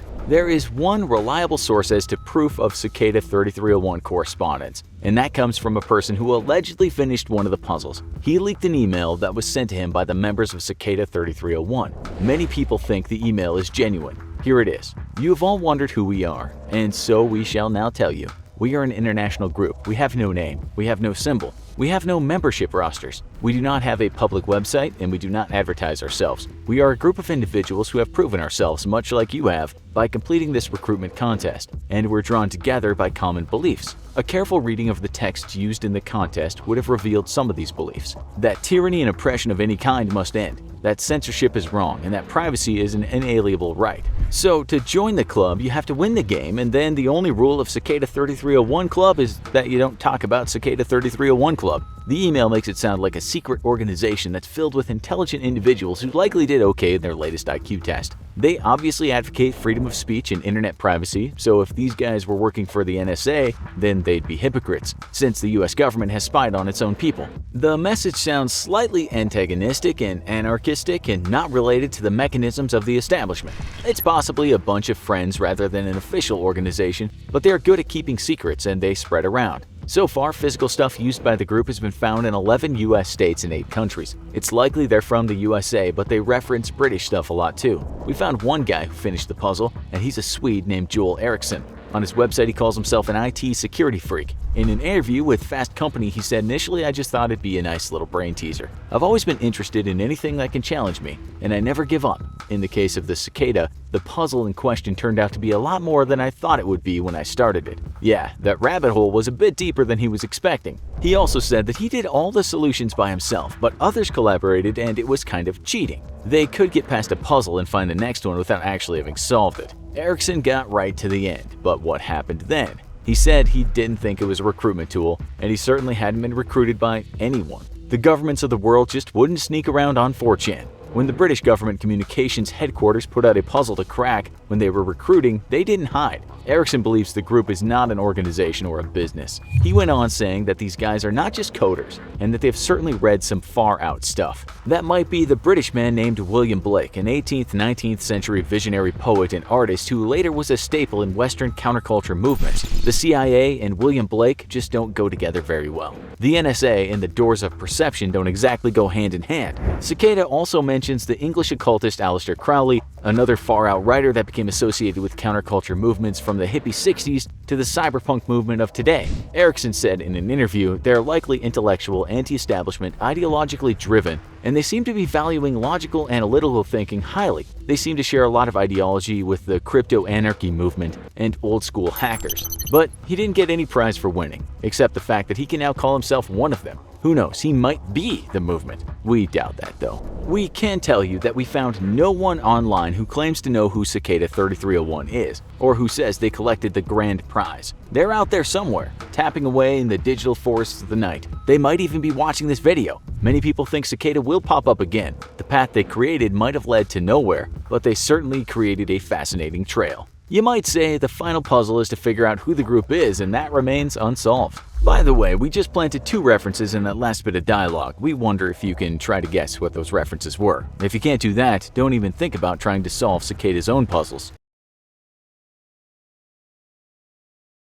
Some of the world's most famous unsolved disappearances have happened in the mysterious Bermuda Triangle, but none are as baffling as the unexplained vanishing of the USS Cyclops. In 1918, the USS Cyclops set sail from Rio de Janeiro, Brazil to Baltimore, USA, making a brief stop in Barbados. After the vessel departed from Barbados on March 4th with 309 people on board, both the ship and its crew were never seen again. To this day, not a single piece of debris from the ship has been found. So, how exactly did the massive USS Cyclops disappear without a trace? Let's go back in time and discover what happened. Built in 1910, the USS Cyclops was known as the largest collier in the U.S. Navy. Colliers were coal-carrying ships that were used to transport the coal used for fuel to other ships. At around 540 feet long and 65 feet wide, the Cyclops was so big that it was the size of 1.5 football fields. The massive steel-hulled collier was appropriately named the Cyclops after the fabled one-eyed giants of Greek mythology. In April of 1917, the U.S. entered World War I, and the Cyclops was commissioned on May 1, 1917, to join the U.S. war effort. During the war, the ship was used to transport troops and resources and help refuel warships of the Allied forces. On its last trip, the USS Cyclops left Rio de Janeiro loaded with between 10,000 to 11,000 tons, the exact tonnage is disputed, of manganese ore, a much heavier and denser cargo than it usually had to carry. Some port officials in Rio at the time believed the ship had exceeded its carrying capacity and appeared overloaded. It's also important to note that the crew had no familiarity with the ore, as this was the first time the USS Cyclops was carrying such cargo.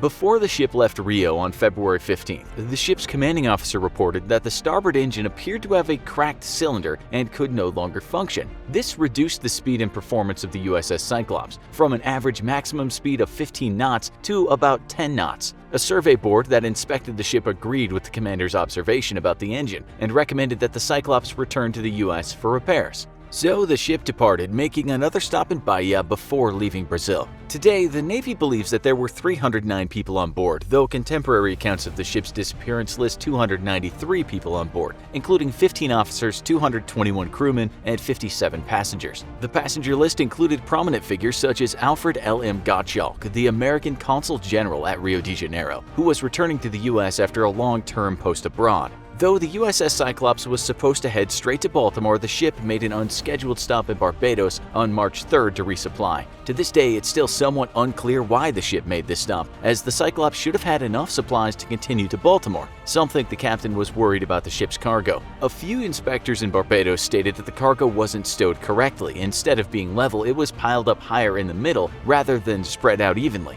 Additionally, the water was over the ship's plimsoll mark, a line on the ship's side which indicates the legal limit of submersion, meaning the ship was overloaded. The USS Cyclops left Barbados the next day, March 4th, and was supposed to arrive at the port of Baltimore a week and a half later on March 13th. After sending out a transmission of "Weather fair, all well" just after clearing the port of Barbados, the USS Cyclops seemingly vanished, never to be heard from again. In the days after the ship disappeared, hundreds of American ships nearby made repeated radio calls to the USS Cyclops to try to establish its whereabouts. All the calls went unanswered. As the days passed, publications immediately started throwing around theories about the Cyclops' disappearance and what might have caused it. Did a freak storm sink the enormous collier? Or did an enemy German U-boat torpedo the USS Cyclops and send it to a watery grave? Multiple magazines at the time, including Literary Digest, even suggested that a giant octopus might have risen from the sea and twined the ship with its tentacles and dragged it down to the bottom. Perhaps understandably, the Navy spent little time investigating this last theory, much to the relief of Cthulhu.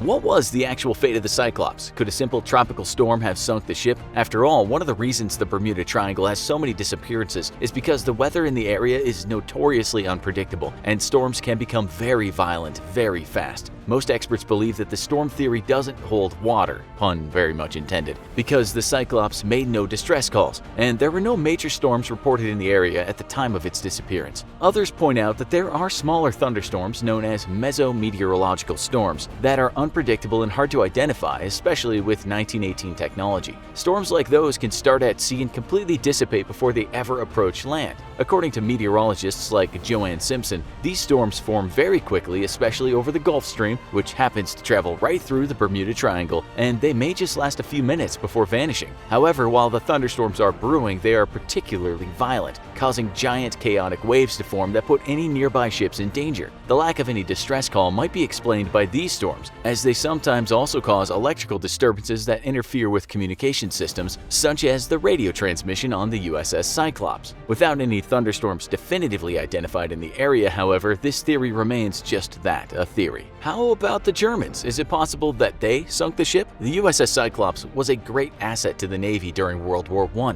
and it would have made an excellent target for Germany. However, there was no evidence that any German submarines were in the area of the Bermuda Triangle at the time. Furthermore, no proof has ever emerged that Germany was involved, even after the US forces intercepted German communications and acquired German military intelligence. This makes it seem highly unlikely that a German military attack took down the USS Cyclops. However, part of the reason the theory about Germany destroying or capturing the Cyclops persisted is because of the ship's captain, Lieutenant Commander George W. Worley. Despite his English-sounding name, Worley was born in Germany as Johann Friedrich Weichmann and changed his name after moving to the United States. Reports came out that some crew members referred to Worley as "damned Dutchman," a derogatory reference to his German heritage, as the word Deutsch, meaning German, was confused with Dutch. Even while he commanded US naval ships, some thought he might have supported Germany during the war and turned over the Cyclops to the Germans. However, as with the theory of Germans destroying the USS Cyclops, this seems unlikely. The US military combed through German records after Germany was defeated in World War I,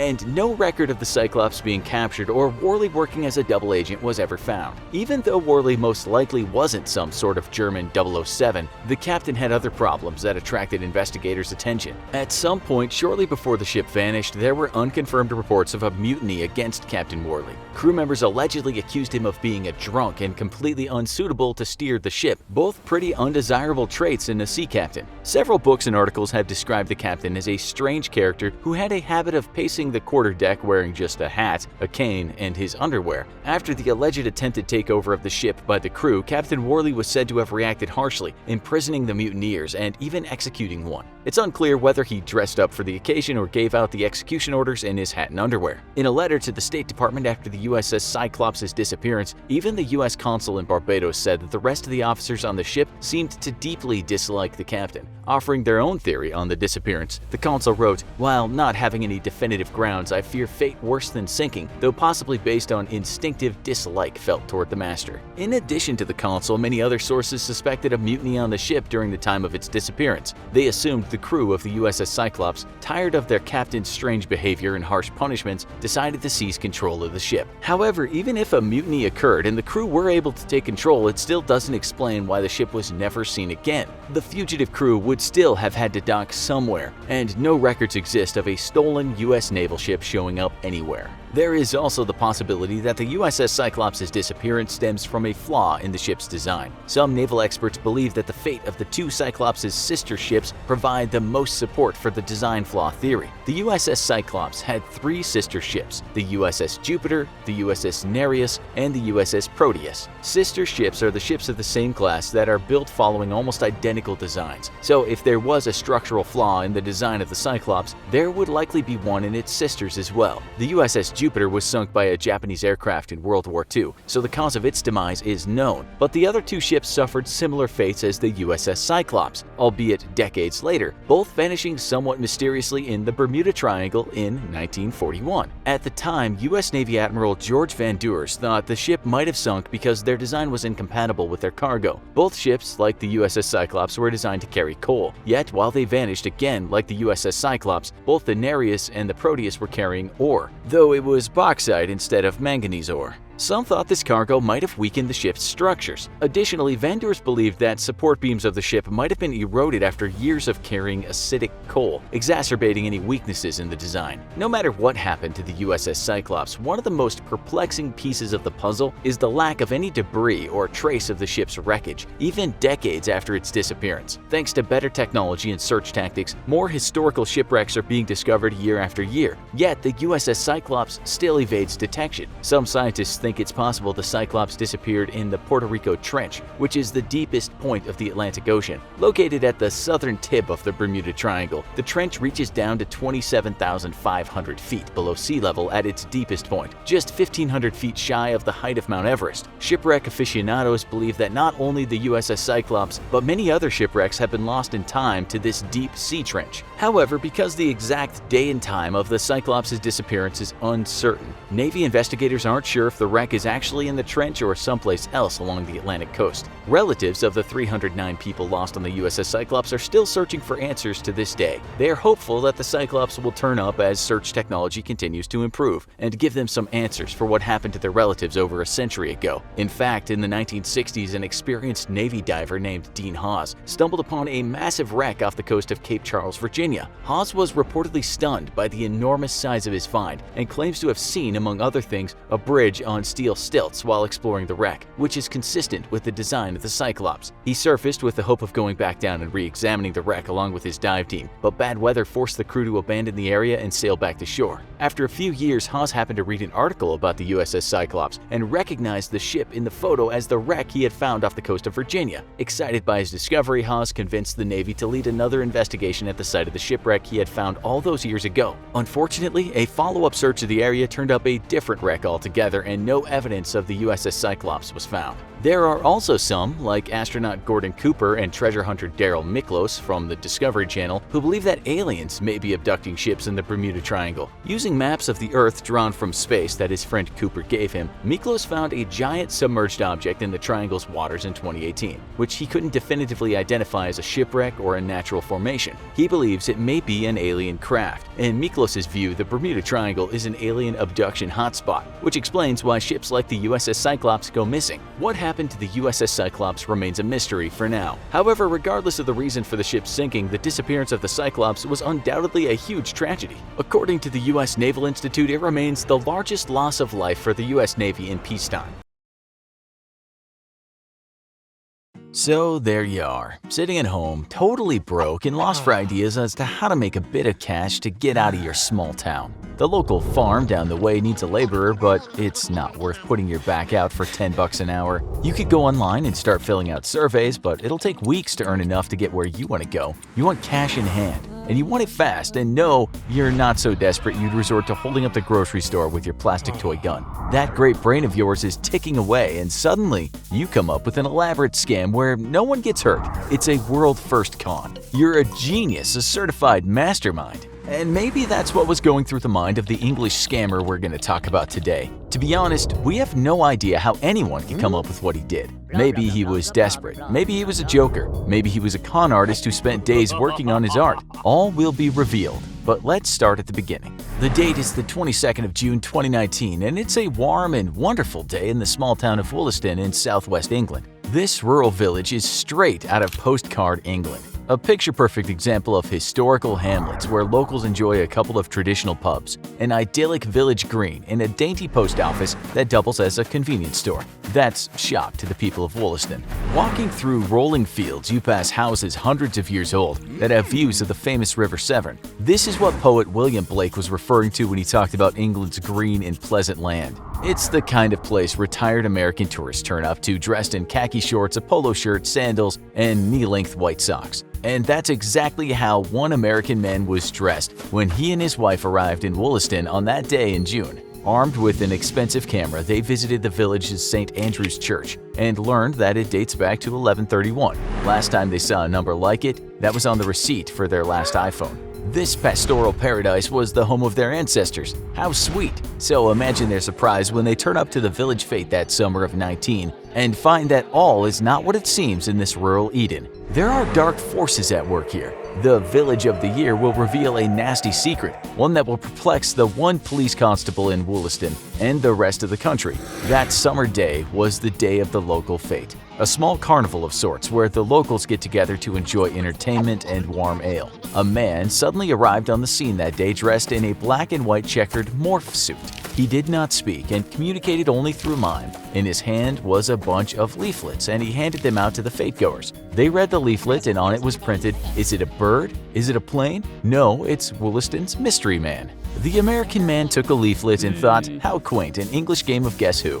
But how would they know who he was? They knew no one in the village. One of the locals noticed their confusion and told them that it's likely just the retired local vicar raising some more money. That's because to make a guess, you had to pay £1, about $1.30. The Americans thought, okay, and wrote down on the form retired vicar, and they handed over that gold nugget. Lots of people were waiting in line to take a guess, so the jackpot could be quite a good payout. They took a selfie with the mystery man before they went to a stall to taste some locally made cider. While they were there, they talked to some folks who informed them that the winner didn't actually take the jackpot, but the cash was all going to a local cause. It seemed a bit un-American, but what the hell? If the village gets their pound, then they're good with that. But then, as the evening came to an end, the mystery man just seemed to disappear. And what's worse, he was gone with the cash. The locals thought he would come back in a while and reveal his identity, and that he'd whip off his mask and talk about the good money he'd raised. But no, he was gone. The Americans were having a pint of ale in the Wollaston Inn the next day, and the place was alive with gossip.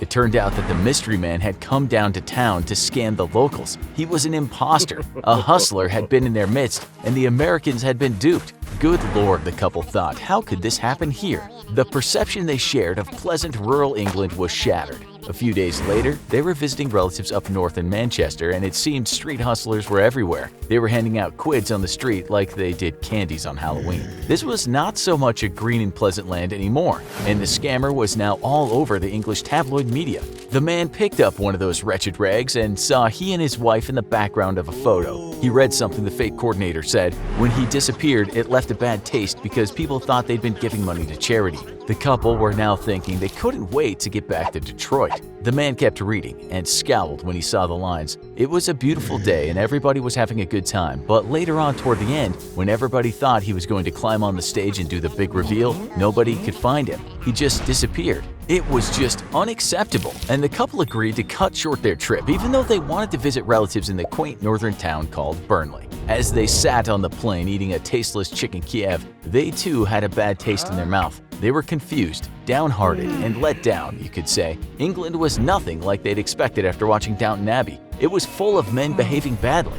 They couldn't wait to get back to the peace and quiet of downtown Detroit. Once settled at home, the man's curiosity got the better of him. Even though he wanted nothing to do with England ever again, he needed to know if they'd arrested this cruel con artist. It turned out that there'd been a twist in the tale. Reading an online newspaper story, the man was informed that one of the event organizers was about to talk about the mystery man in an interview on British radio. A few minutes before she was going live on the air, her doorbell rang. She ran downstairs to answer the door. It was the retired vicar. Ah, thought the man, I was right. He wasn't. The vicar told her that later that night before he'd been called on the phone, and a man who wouldn't give his name told him to check the contents of an envelope that had been put through his letterbox. He told the retired vicar to deliver the contents of that envelope to the event organizers, and they could do with it what they wanted. That envelope contained over £100, over $130. That included the American's money. The American, his eyes glued to the computer screen, read that the word soon got out in the village of Wollaston, and the locals were overjoyed. But still, they did wonder if the mystery man would have kept the cash if his scam hadn't made the headlines. Maybe he came good out of guilt, out of fear, or maybe he always had good intentions. To this day, the identity remains a mystery, and he's always the topic of hot gossip in the Wollaston Inn. As cars burned in the streets of Detroit and cannibal gangs roamed the streets, a man and his wife smiled and, dare we say, even shed a tear or two. Goodness had prevailed, and even if the man was a sinner, he'd seen the light in the end. Okay, said the man, next year we're going to Burnley. And everyone lived happily ever after. The end. This is not a happy video. It does not have a happy ending. It's a ghost story, but not your typical ghost story that ends with the hero saving the day and overcoming evil. No, this is the story of a ship called Mary Celeste, and it is a tragedy. The Mary Celeste was a wooden ship whose crew was lost and never found. A ship that sailed by itself toward the coast of Europe. The voyage you're about to embark on is full of mystery, betrayal, and lost spirits. Be careful as you watch this video, and maybe for this one, you should keep the lights on. The Mary Celeste did not start out with the name that would go down in history. Instead, the ship was built in 1861 in Nova Scotia, Canada, and was named the Amazon. There are numerous ghost stories to come out of the depths of the Amazonian region of South America, but we'll leave those for another time. Instead, let's focus on the ship that would become the Mary Celeste and discuss if the ship itself was cursed from the moment it was created. The Mary Celeste was a brigantine, a two-masted wooden sailing ship From the beginning, it seemed that the ship was doomed. During its maiden voyage, the captain of the ship began coughing, had shortness of breath, and a fever. The crew tried to hide their anxiousness, but every time the captain would yell orders, he would go into a coughing fit. Rumors started among the crew that when he pulled his handkerchief away from his mouth, it would be covered in bloody mucus. As the Amazon continued to sail along its planned route, the captain died of pneumonia. Perhaps his spirit was incorporated into the wood of the ship. Then in 1867, another mishap happened to the brigantine. The Amazon crew ran aground in Cow Bay off the coast of Nova Scotia. The hull of the ship was cracked and splintered, and the Amazon was brought into the shipyard for repairs. Not too long after this first accident, the ship collided with another vessel in the English Channel, chalking up another catastrophe for the books. The current owners were fed up with the cursed ship and sold it to an American named Richard W. Haynes. It was Haynes who renamed the ship to Mary Celeste. He made several structural changes to ensure that the ship remained seaworthy. It may have also been for peace of mind. The tales of the ship's mishaps was enough to put anyone ill at ease, but due to the past tragedies and perhaps the unsettling nature of the ship,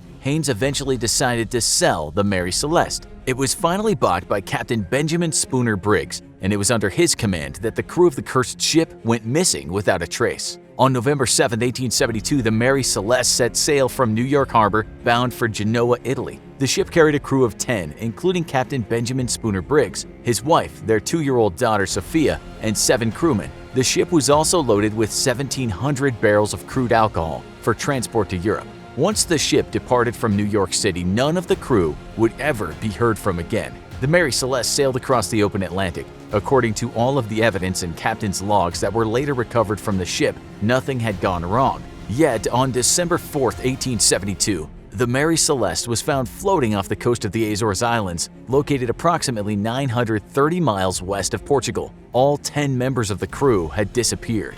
The Mary Celeste was spotted by a British vessel called De Gratia and captained by David Morehouse. Accounts provided by Morehouse claimed that the Mary Celeste seemed to be sailing aimlessly and erratically through the ocean waters. The De Gratia maneuvered close enough to the seemingly abandoned ship that Morehouse and his men could board her. The sound of creaking floorboards could be heard as the crew searched the ship, but other than their footsteps and the occasional seabird, there was dead silence. No other living souls were on board. The accounts of the British sailors stated that the most unusual thing about the Mary Celeste was not that the crew had all vanished, but it seemed that all of the cargo was intact with nothing missing. Also, navigational instruments were still operational on the ship. The eyewitnesses stated that there were a few broken casks of alcohol, a single missing lifeboat, and a frayed rope trailing behind the ship. Curiously, there was 3.5 feet of water sloshing around in the bottom hold of the ship. This may have been due to a broken water pump. There was no life aboard the Mary Celeste at the time the De Gratia crew spotted it.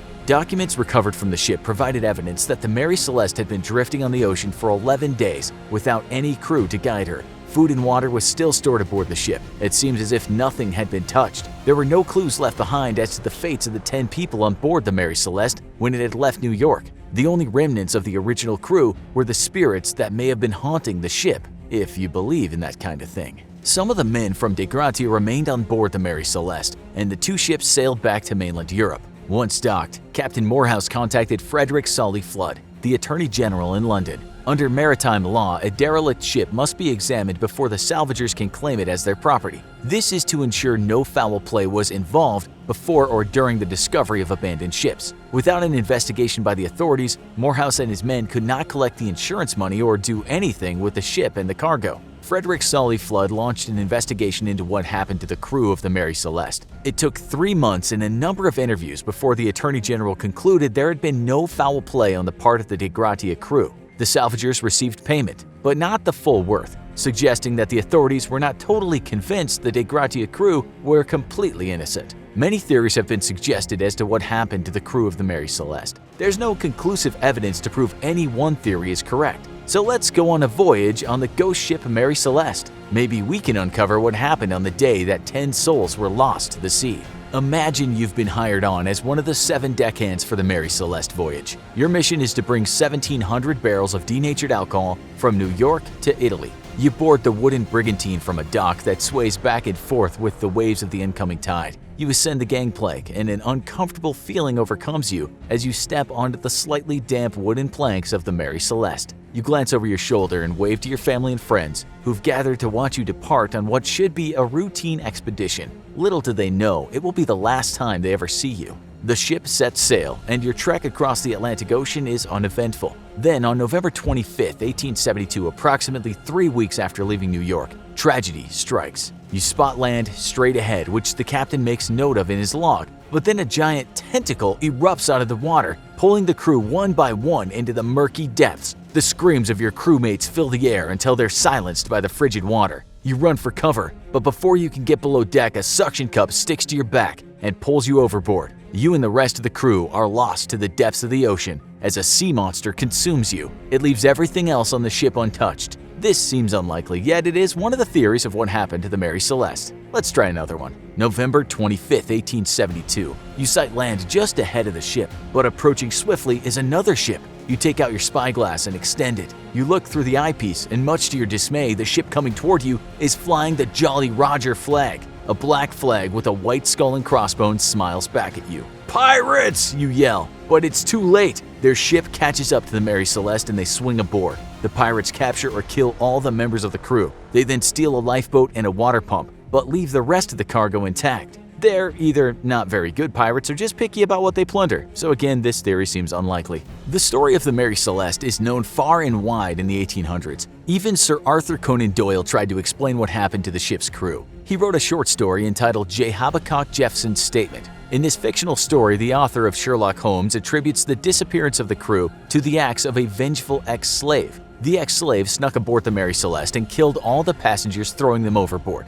Then he stole a lifeboat and rowed away into the sunset. You would want revenge too if you were forced into slavery, so who could blame him? This story by Sir Arthur Conan Doyle was purely fictional, but it led to more legends and theories about what happened to the Mary Celeste's crew. Let's focus on more plausible theories. It's the morning of November 25, 1872. The sun rises over the horizon. Someone yells, "Land ho!" The crew wakes up from their slumber, but as they begin to rise and ascend the steps to the top of the deck, the captain smells alcohol fumes. There must be a leak in the containers. Your captain immediately calls for the crew to abandon ship. The alcohol fumes can be deadly in the closed-off hull of the ship if inhaled, and they are highly volatile. The last thing you want is the whole Mary Celeste going up in an explosion of splintered wood and flames while you and your crewmates are still on board. Everyone piles into one of the lifeboats and descends into the choppy ocean water. You tie a rope to the Mary Celeste to make sure that your lifeboat doesn't drift too far from the ship. The thought is that after the ship airs out, you and the crew can reboard. But due to bad weather or the poor integrity of the rope, it snaps. Your lifeboat begins to drift out into the middle of the Atlantic, never to be seen again. Or perhaps the weeks go by slowly. Since you've left New York, all you've seen is open ocean and the same 9 faces on the ship. You're going stir crazy, and you're not the only one. The other crew members are starting to become restless as well. You eye the casks of denatured alcohol. Sure, it's not made for drinking and it could cause you to go blind, but to get away from the boredom and the monotony, it is worth the risk. You and your crewmates drink some of the alcohol, and things are starting to seem better. You think, hey, I could run the ship just as good as the captain, and you discuss this with the other men, and the decision is made. It's time to mutiny. You take control of the Mary Celeste. You are the captain now, but you aren't quite as prepared as you thought. You know very little about navigation and how to captain a ship. The crew starts to become unsettled. Just when things seem to be at their worst, you spot land. You order the crew into a lifeboat so you can row to the island. You launch, but never make it to shore. Your crew and captives are lost to the currents and never heard from again. Perhaps the theory that has the most evidence is the one proposed by Anne McGregor, the investigator that created the Smithsonian documentary, The True Story of the Mary Celeste. McGregor and her research team provided evidence that the crew to the Mary Celeste were most likely lost due to a miscalculation in navigation. Using ship logs and computer modeling of currents during the time of the Mary Celeste, they reconstructed the voyage. It would seem that the ship was 120 miles off the course when the ship was abandoned. This panic could have led to mistakes that cost the crew their lives. It was claimed that a series of problems all occurred at once on the Mary Celeste. One of the water pumps stopped working and needed to be dismantled and repaired. The ship was also not in the location it was supposed to be, which meant that the maps and charts misled the decisions of the captain. Bad weather then might have caused the ship to take on water, and without pumps, Captain Briggs could have ordered the crew to abandon ship, afraid that the Mary Celeste was doomed to sink. The lifeboat and crew was then lost to the ocean forever. The story of the Mary Celeste did not end with the loss of crew and the discovery of a ghost ship. After the Mary Celeste was brought back to England and its contents were deemed the property of the salvagers, the ship was sold to a new owner. The ghost ship sailed under different captains for 12 years before it was deliberately run aground by Captain G.C. Parker in 1885. He steered the ship straight into a reef near Haiti as a plot to defraud the insurance company and collect the insurance money. Perhaps there's more to the story. Perhaps Captain Parker was haunted by the spirits of the lost crew and he knew the ship had to be destroyed so that it didn't haunt anyone else. Perhaps not. All evidence points to insurance fraud, but that's the funny thing about ghost ships. They are not always what they seem. The Mary Celeste was damaged beyond repair, but it did not sink. Instead, it was left on the Haitian reef to deteriorate from the sands of time. The ghosts of the past crews may have been watching from her deck as the ocean that claimed them eventually claimed the ship that cost them their lives. Whether the 10 souls who vanished from the Mary Celeste in 1872 were lost to a sea monster, pirates, mutiny, or miscalculations, the fact remains, when it was discovered floating in open water, it was a ghost ship. It's the Middle Ages and a man is sitting in a cell awaiting one of the worst punishments the world has to offer. Even for those brutal times, he's been sentenced to be walled up, alive, for the crime of breaking his monastic vows. He brokers a deal with those who want him dead. If I can write a book in just one night, a book that contains all human knowledge and outshines the majesty of our great God and our great monastery, can I forego this terrible punishment? His captors agree, knowing full well that such a task is impossible. But the monk gets to work, scribbling frantically from morning until evening, and the clock strikes midnight and he knows he cannot finish this book of knowledge, so he prays, not to his God, but to the fallen angel, Lucifer. "Help me finish this book," cries the monk, "and you can take my soul." Lucifer, not one to pass up such a great deal, agrees, and he finishes the behemoth of a book for the man. As a note of gratitude, the monk adds an illustration to the pages of the book, which is a sketch of the devil himself. That's the legend anyway. We'll get around to seeing just how true that could be. Let's go back to the year 1648. It's the last year of what's called the 30 Years' War, a war that involved many European states and would claim millions of lives. What was it all over? Well, religion for one, and of course, power. In July that year, the Swedish army had overcome the army defending the city of Prague, a city located in the modern-day Czech Republic. What they found in a monastery there was something no man had ever seen before. They discovered a book, an old and spectacular book, something so big that it could hardly be picked up.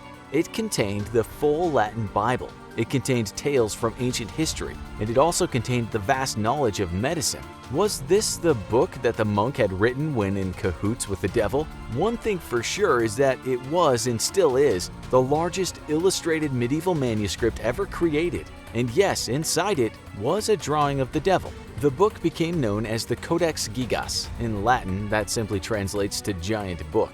A giant it is, too. The 320 pages are made from vellum, which is a material made from animal hide that was often used for writing on. Believe it or not, it took 160 donkeys to get enough hide to create the book. The total page count is unknown, as many pages went missing throughout history, and today only 310 remain. Still, quite the feat for a medieval scribe, especially if forced to write this book in just one night. The Devil's Bible is 36 inches tall, 20 inches wide, and 8.7 inches thick. It weighs about the same as many of you folks watching the show, weighing in at 165 pounds. Suffice it to say, when the Swedes saw this thing, they were blown away. They'd seen nothing like it. No one had in any country. It was a work of brilliance, and as we said, it didn't just contain the full Christian Bible, but had chapters on history and medicine. There were even pages containing information on things such as exorcisms and how to repent for one's sins. But who wrote it? That's the question that's always confounded historians. You see, while it's written in Latin, it also contains Hebrew, Greek, and Slavic alphabets. So maybe a lot of people wrote the thing, thought historians. But on further analysis over the years, many historians agreed that the handwriting, the mood, and the illustrations must have come from just one person. Taking into account the work that went into such a book, that one author would have been writing and sketching in, day out for at least 20 years, maybe even 30 years. That or some chastised monk made a deal with the devil one night while awaiting an execution. But who was this guy? Well, as the legend goes, he was named Herman the Recluse, and he was a 13th century monk working in Bohemia, part of today's Czech Republic. So what do we know about Herman? Given his epithet, we know he probably didn't get out much. In Latin, his name was Hermanus Hermitus, which you can guess relates to the word hermit. So did Herman make a pact with the devil and get the book finished in just one night? Or did he live up to his name and stay home for 20 or 30 years until the book was complete? The answer is he most likely spent his entire life writing the manuscript, given that people didn't tend to live too long back then. But why did Herman give the Prince of Darkness a page all to himself? It's not exactly clear. But if you open the book with the devil exposed, the opposite page is an illustration of a heavenly city. Perhaps Herman was making a point. Live a life of sin and this is the fella you meet after you die. Or live a sinless life and you get a ticket to heaven. In the pages after the picture of the devil, the reclusive monk gives detailed instructions of how to exorcise the Prince of Darkness, either from people or inanimate objects. There were also some spells that were supposed to heal the sick and 2 spells relating to conjuring the devil.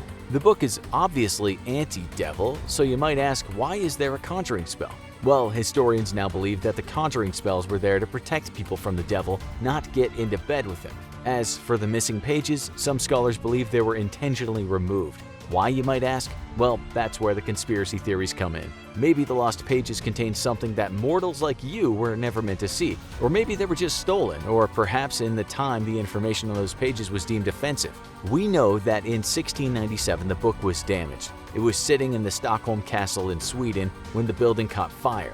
As the story goes, according to a vicar named Johan Erikssons, who wrote about the fire some 50 years later, the book was thrown from the building and it landed on someone. Imagine that, a book weighing the same as an adult male falling on someone's head. We guess the victim was severely injured. Codex Gigas was still intact at the end of the ordeal, although it said some pages went missing. In view of that accident, some people have said the Devil's Bible is cursed and will bring misfortune on anyone that goes near it. That's probably not true since it's been sitting in the National Library of Sweden in Stockholm for a long time, and it hasn't seemed to have cursed the place yet. On top of that, thousands upon thousands of people have seen it in that museum, and we expect they didn't get cursed either. It's the middle of the night. You're sound asleep when suddenly your eyes pop open. You're not sure why. You didn't hear a noise, but you feel something. Is it in the air? Your room does feel colder than usual. You look around your room.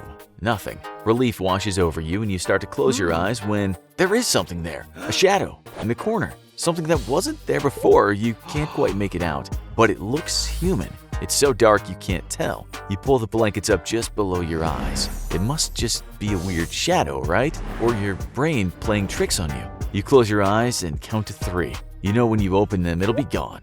1, 2, 3. It's gone. No, it's on the other corner now and it's coming towards you. Its eyes open, glowing red in the dark and staring at you. You're so scared you can't scream. You can barely move. It's getting closer and closer. You reach out, and just in time, you hit the switch on your lamp and see your coat rack. You laugh to yourself. It does look a little like a person in the dark, and maybe the eyes you saw were just the lights reflecting in from the street outside. Do a quiet search just to make sure there's nothing in your room, but you can't shake that feeling that a few minutes ago you weren't alone. It's not going to be easy to fall asleep again, but you assume you're safe. The strange shadow person at the corner of your room begins to fade from your mind, but you can't help but feel like it's not the last you've seen of it. It's a week later when you're on the bus home. It's been a long day and you're very tired, trying to keep awake, but you keep dozing off when then, out of the corner of your eye, there it is. On the side of the road, you see the same shadowy figure that was in your room, glowing eyes looking right into yours. The bus is moving fast and you only have a second to glimpse it before it disappears, but your heart is pounding. You try to put it out of your mind, but there it is again on the side of the road. Is it following you? Or is there more than one of these shadowy things chasing you? You don't want to keep looking, afraid of what you'll find, so you close your eyes and you wait for your stop. As you get off, you don't see anything around you, but you're not taking any chances as you run to your home. Who are these shadow people? Or more accurately, what are they? Are you just hallucinating and seeing them when you're tired? Or is something more sinister going on? You're definitely not going to sleep anytime soon. So you turn all the lights on and get on the internet to search. You Google shadow people and start clicking through the results. You're not sure what you're hoping to find, but you learn that you're definitely not alone. Lots of people report seeing these things, which is good since it means you're not losing your mind. And the reports aren't new either. You feel your chest get tight as you see that people have been talking about shadow people for hundreds of years, with these mysterious creatures appearing in countless religions, legends, and belief systems. There's lots of different theories, but whatever they are, people have been scared of them for a very long time. You're starting to feel a little better, actually, knowing that you aren't alone in having seen them. When you click on a website and your heart nearly stops, there, staring back at you, is a picture of the shadow person from your room. So, what are the shadow people? Not many mainstream media outlets have talked about them or the possibility that they are real, usually dismissing them as urban legends. But there's no shortage of information on alternative radio devoted to cryptozoology and the supernatural. The shadow people first broke into the sort of mainstream in 2001 on the conspiracy theory-centered radio show Coast to Coast AM, when Art Bell introduced the concept with Native American elder Harley Swift Deer Reagan.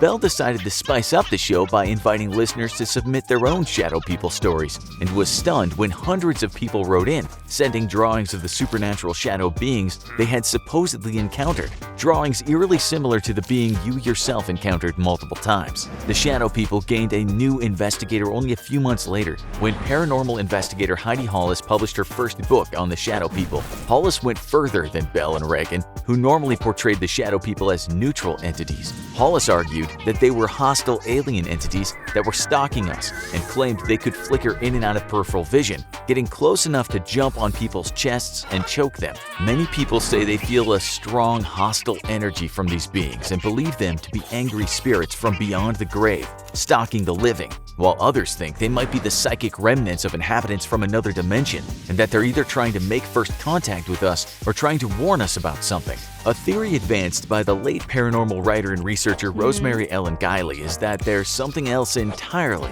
a supernatural being known as a jinn. These creatures frequently appear in Middle Eastern mythology and are more commonly known as genies. Yes, that kind that grants wishes. But jinns aren't bound to a lamp or a bottle and are filled with magical energy. These shape-shifting beings can take any form they want, and many believe the shadow people are remnants of jinns from ancient times. Whether they're a genie spirit or from another dimension on a spirited journey, the abundance of evidence from shadow people is quite disturbing. The internet is full of stories of people recounting their experiences with shadow people. Paranormal investigator Chad Stombaugh even claims to have captured video footage of shadow people, but the footage is blurry and inconclusive. A still photograph of a basement in the supposedly haunted Gaslight Inn in Indianapolis shows a creeping black mass in an otherwise brightly lit room. The most disturbing story of the shadow people comes from the sleep study GR16, which was supposedly conducted in 1971 at Camden College. A brief clip claiming to be from the study shows a group of people who said they were haunted by shadow people in their dreams. The experiment aimed to track their brain patterns, but according to the story, something went horribly wrong and the shadow people killed the subjects. But no records of this study exist beyond some unsubstantiated video clips. The more you look into shadow people, the more you're left with questions and no answers. One of the strangest elements of the shadow people is how closely one person's description matches that of another. They're almost all the same, a shadowy, vaguely human-like figure lurking just far enough away from the person that it can't be made out clearly. Many people report glowing red or yellow eyes staring at them. Some of the shadows look more like an amorphous blob, as in the case of the famous phantom at the Gaslight Inn, which resembled a creeping mass slowly expanding over the basement. But many others report a clearer, more disturbing figure, which has come to be known as the Hat Man. This is a distinctly humanoid figure dressed in a black three-piece suit, wearing a black hat. His eyes glow red and he holds a pocket watch that he occasionally checks, as if he's waiting for something or someone. He's very tall, at least 6 feet, but he's also been described as being up to 10 feet tall. Many people believe the Hat Man could be linked to the popular urban legend Slender Man, another abnormally tall, sharp-dressed monster with ties to supernatural terror. Most people thankfully only encounter the shadow people for brief moments, seeing them out of the corner of their eye or in the dark corners of rooms, only for them to disappear when the light falls on them. but some people have had longer and far more terrifying experiences that suggest there may be some truth to these encounters. Author Daniel Pinchbeck, a paranormal expert, reported that he began seeing other dimensional beings that resembled the shadow people. Pinchbeck believes that he was able to see into another dimension, and that somehow these creatures came back with him, haunting him for weeks before they stopped, and he was able to return to his normal life. But not everyone believes that the shadow people are a supernatural entity. Scientists who have analyzed the sightings propose a much more down-to-earth explanation, that these shadow beings are a product of our mind playing tricks on us. The most common times for people to see shadow people are when they're under intense emotion, isolated, or very tired. The mind is experiencing heightened stress at this point, so mundane things like a coat rack or a shadow become a potential threat. Sleep paralysis, which is where the body's motor functions take longer to wake up than the mind, also causes hallucinations that can take the form of shadowy demonic figures and may be the origin of the mysterious figures. Two more factors that might be influencing shadow people sightings include sleep deprivation and addiction. Dr. Jack Potts has studied those addicted to substances that keep them in a heightened state of awareness and keep them from falling asleep, and he observed that they became paranoid and conspiratorial. They kept reporting hallucinations of people following them and believed them to be supernatural beings that posed a danger to them. While descriptions of these beings varied, many of them matched up with the descriptions we see over and over for shadow people. Potts believes the shadow people are our body's natural reaction to stress, albeit a terrifying one, rather than a true supernatural phenomenon. But if that was the case, why have so many people, even those who have no substance abuse issues or bouts of sleep paralysis, seemingly spotted them out of nowhere? One thing's for sure, the shadow people have captured the attention of everyone who loves ghost stories and paranormal phenomena. These mysterious creatures have shown up in countless movies and TV shows, with perhaps the most famous appearance being in an episode of the rebooted Twilight Zone in 1985. In the episode titled The Shadow Man, the shadow person lived under the bed of a teenage boy and was a danger to everyone besides him until the twist ending. The 2013 film Shadow People spun out of the legendary GR16 sleep study, dramatizing it with terrifying results. And plenty of popular video games have you encounter the shadow people as enemies, giving gamers a brief taste of these terrifying beings without letting them get too close, we hope.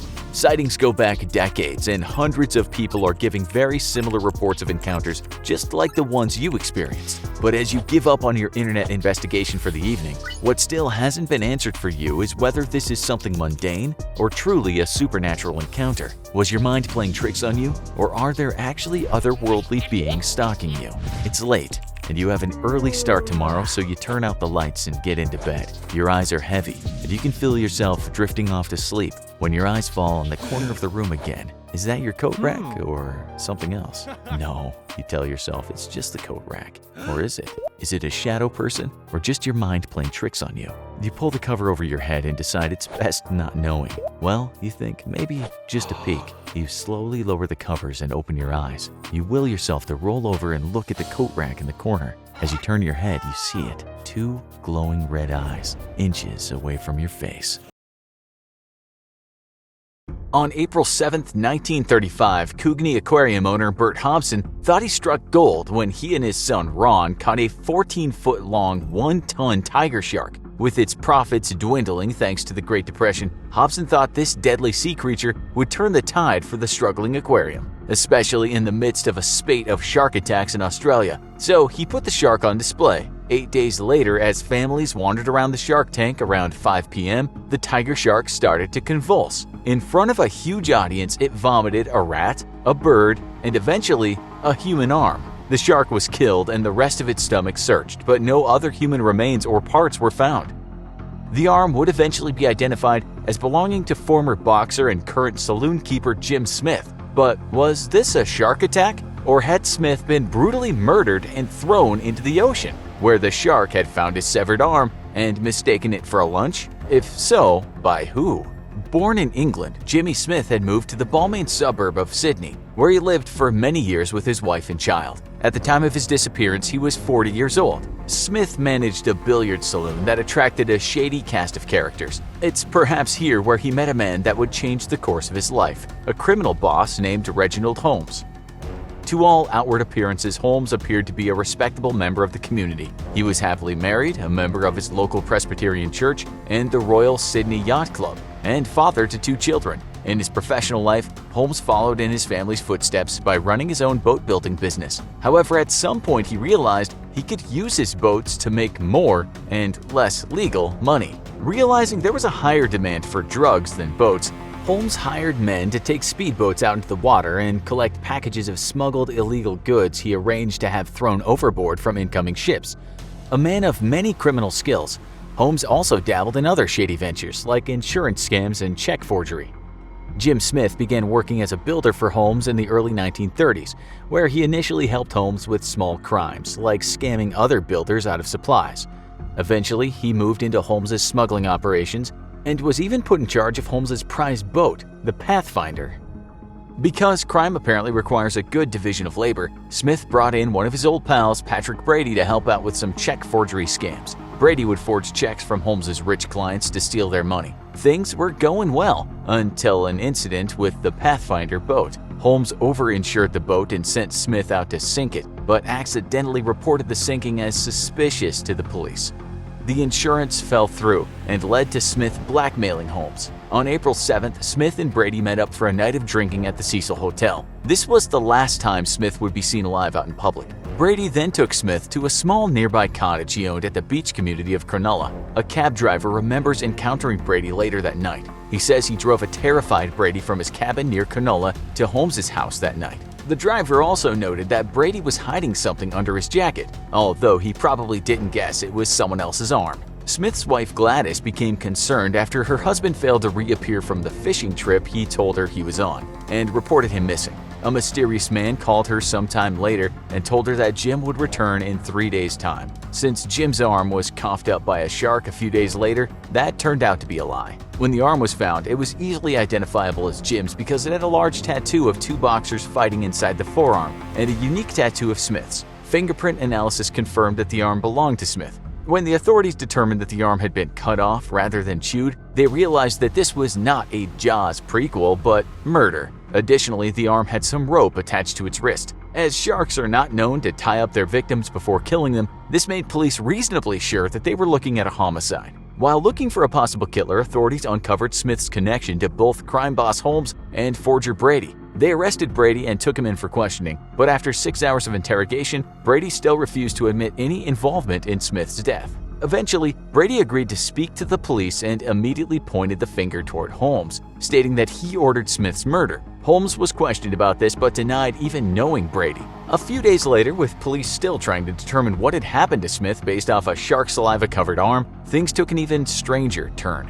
Holmes took one of his speedboats out on a ride on Sydney Harbor. With him, he had a bottle of brandy and a pistol. Unsurprisingly, he got drunk. Surprisingly, he shot himself in the head. Even more surprisingly, he survived a direct gunshot wound to his head and kept driving the boat. As you can imagine, navigating a boat with a hole in his head proved to be difficult for Holmes. His boat driving was so risky and erratic that he almost hit another boat out on the harbor. The driver of the second boat called the police and told them to be on the lookout for Holmes. When asked how they'd identify Holmes and his boat, the witness reportedly told police, "You won't mistake him, he has a bullet hole in his forehead." Since relatively few captains speed around Sydney Harbor with air whooshing through their skulls, police found Holmes fairly quickly. However, the crime boss appeared to have little intention of surrendering. After shooting himself in the head and surviving, maybe Holmes imagined himself to be completely invincible. It's also possible his decision-making skills weren't great after his blood loss and the still open bullet hole in his brain. Police had to chase him for 4 hours before catching up to him. Holmes, now either completely delusional or just lying, said that someone else had shot him and that he hadn't stopped for the police because he thought they were the people that had tried to kill him. Holmes went on to make a weird semi-confession to the police, reportedly saying, "Jimmy Smith is dead and there's only another left. If you leave me until tonight, I'll finish him." Since the police weren't keen on letting a bleeding man wander around Sydney until he found another victim to murder, they arrested him. After a few weeks back in the hospital, where they patched up his head, Holmes pointed the finger for Smith's murder back at Brady. He told authorities that Brady had murdered Smith and blackmailed Holmes for 500 Australian pounds, showing up to Holmes's house with a severed arm and threatening to pin Smith's murder on him. Holmes went on to say that Brady cut up Smith's body, put the pieces in a trunk, and threw the trunk into Gunnamatta Bay. Even though this may seem like an excessively cruel and brutal way of disposing of a body, it was quite a common practice in Sydney in the 1920s and 30s. It was so common, in fact, that it had a nickname, the Sydney Send-Off, which goes to show you that the good old days were rarely that good. People just look at the past through rose-colored glasses and forget about all the body dismemberment that happened. Holmes told police he paid Brady off, after which Brady naturally left the arm with him and Holmes decided to throw it in the ocean. Authorities pressured Holmes to testify against Brady at the inquest on June 12th. This was made difficult by the fact that on the morning of June 12th, Holmes was discovered in his Nash sedan with 3 bullet holes in the chest. As Holmes's chest apparently had less internal Kevlar than his head, he was now officially dead. Though Brady's trial continued without Holmes's testimony, there was no solid evidence to pin him as the murderer. Brady's lawyer also pointed out that with no body and just an arm, no one could even be certain that Smith was dead. Brady was eventually released, though most of Sydney believed him to be guilty anyway, making him the O.J. Simpson of Sydney. Which leaves us with a few interesting and contradicting theories as to what could have happened to Smith. The most likely and obvious theory is that Holmes, who was running a huge criminal enterprise and was supposedly being blackmailed by Smith, ordered Brady to kill him to get him out of the way. However, there are a few problems with this concept. If the killing was done at Holmes's request and Brady was just a hired hand and underling, who killed Holmes while Brady was in prison awaiting trial? Why did Holmes withdraw 500 Australian pounds right before he drove out of his house and was killed? Did he lie about paying off Brady and was going to pay him off then? Or was he paying off someone else? If Brady had someone else murder Holmes, a feared criminal, under his orders, perhaps he occupied a higher position in the criminal food chain than the authorities thought. This made it possible that Brady was the one who orchestrated Smith's murder as well. However, there's an alternate theory about Holmes's death that lets Brady off the hook. Before he was shot, Holmes had taken out a generous life insurance policy that would benefit his wife and children. As his name was being dragged through the mud during Smith's murder investigation and Brady's criminal trial, it's possible that Holmes, keen on saving his family further embarrassment, ensuring their future, and not seeing a clear way out of his troubles, arranged for his own death. Professor Alex Castles, who has extensively studied the case, believes that Holmes hired a hitman to kill himself. So what if Brady killed Smith without being ordered to by Holmes? There are a few problems with this theory as well. First of all, Brady was only 5 foot 4 inches tall. It would have been hard for him to take down Smith unless, of course, Smith was really drunk and unable to fight. Also, why was Brady so scared in the cab ride leaving his cabin? And why did he go straight to Holmes's house after the murder to blackmail his dangerous crime boss? The most unusual but not so far-fetched theory is that Jim Smith wasn't even dead. The only part of Smith that was found, after all, was his severed arm from the elbow down. It's a strange coincidence that the only limb found was one that featured a unique identifying tattoo, which would immediately tie the arm to Smith. Perhaps Smith had realized that he was in too deep with Holmes's criminal activity and wanted a way out. Either by himself or with the help of his wife, he could have severed his arm at the elbow and thrown it into the ocean. That way, when it was discovered, he would be presumed dead by Holmes's criminal ring, who would then leave him alone. Even though the arm was also confirmed to be Smith's via fingerprinting technology, so in theory, Smith could have just cut off a finger or two and still been ID'd. This technology was relatively new at the time and not commonly known. Since there weren't 7 versions of CSI floating around making everyone an amateur forensic specialist, Smith may not have known that he could even be identified via fingerprints, and thus wanted to make sure his whole forearm, tattoo included, was found. However, this theory has a couple of holes too. First and foremost, if Holmes wanted the arm found so he could be presumed dead, why would he throw it into the ocean? It would make more sense to leave the arm somewhere conspicuous, where it would be found almost immediately, rather than hoping a shark would get hungry, find it, and chew it up. Then again, perhaps Smith had left his arm somewhere more conspicuous, and then it was thrown into the ocean, either accidentally or by a passerby who found it and didn't want to report it or deal with it.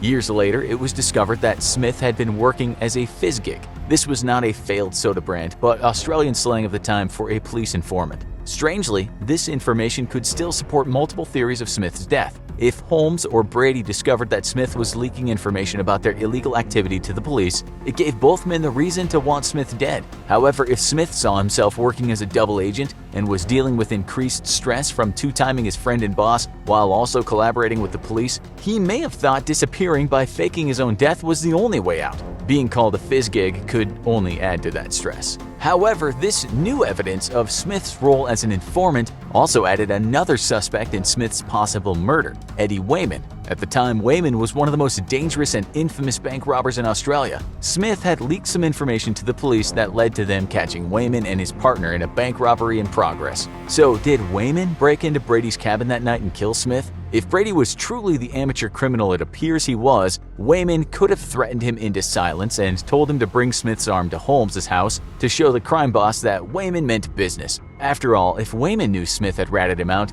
he could have easily believed it was done on Holmes's order. And that would also make Wayman a good suspect for Holmes's later murder as well, and could explain both why Brady seemed so terrified after leaving the murder scene and why Holmes tried to run away and kill himself. To his dying day, Brady continued to deny that he had any involvement in his old friend Smith's murder. Whatever may have really happened to Jimmy Smith, the most interesting thing to note is that in this mystery, a shark probably ended up saving lives. If the tiger shark in Kooky Aquarium hadn't thrown up Smith's arm, it's unlikely that Holmes's criminal empire would have come crumbling down so soon. That means it's possible many others would have been murdered thanks to Holmes's scams and drug smuggling if it wasn't for one shark's upset stomach. What we can all agree on is that no matter what, that tiger shark did not deserve to die. A shark getting food poisoning from a nasty human arm and then being killed after it throws the arm up is a horrible way to go. We here at Infographics demand justice for the Kooky tiger shark.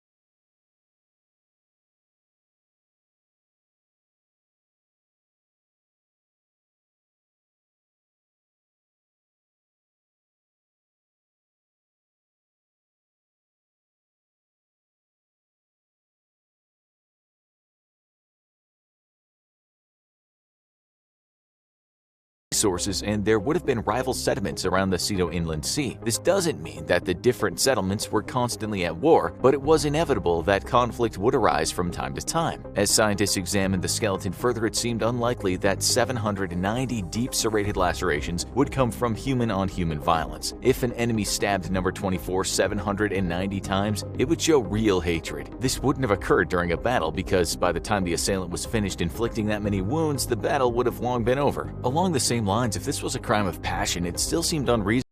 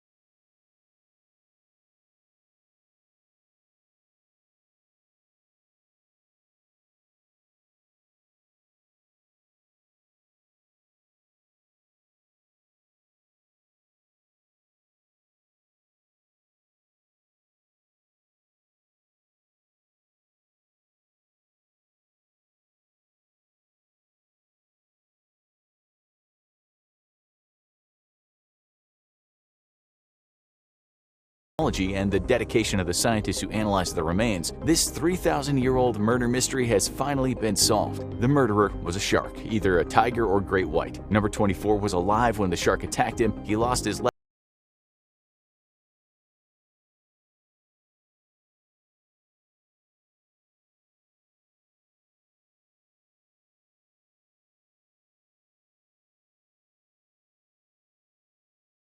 A woman was killed on an empty train car, with no one else going in or out. A mysterious, deadly illness that defies diagnosis. A missing man was found at the top of a 10-foot pile of coal. In each case, someone died, but the exact circumstances of their death defy explanation.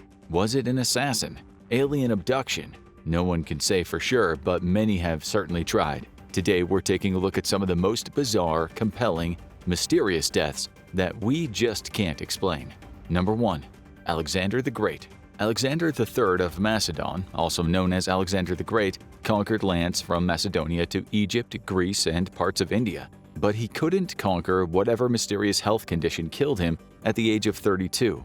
After returning to Babylon from an unsuccessful campaign in India, Alexander was not feeling great. After a night of drinking, he came down with a fever that grew worse and worse as the days wore on. Eventually, all he could do was lie in bed. 10 days after the fever first came on, he was dead. Other accounts report a sudden sharp pain in his abdomen, and most accounts agree that Alexander's body did not show any signs of decay for 6 days after his death. To witnesses at the time, this was evidence that Alexander was more than a mere man, and he possessed some godlike powers. Today, his death is the source of spirited debate among medical professionals and historians. At the time of his death, no one suspected Alexander was poisoned. However, he had accumulated plenty of enemies during his lifetime, any of whom might have had good reason to poison him.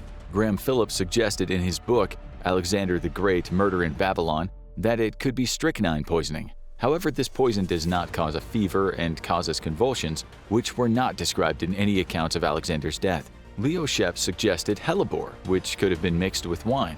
Some historians have suggested necrotizing pancreatitis, while others have brought up the possibility of West Nile virus or malaria, which he could have picked up on his travels. There is one other potential explanation that has gained traction in recent years, one that would be especially troubling. Dr. Catherine Hall, a senior lecturer at the Dunedin School of Medicine at the University of Otago, New Zealand, proposed that the paralysis described during his illness is indicative of Guillain-Barré syndrome, a neurological disorder.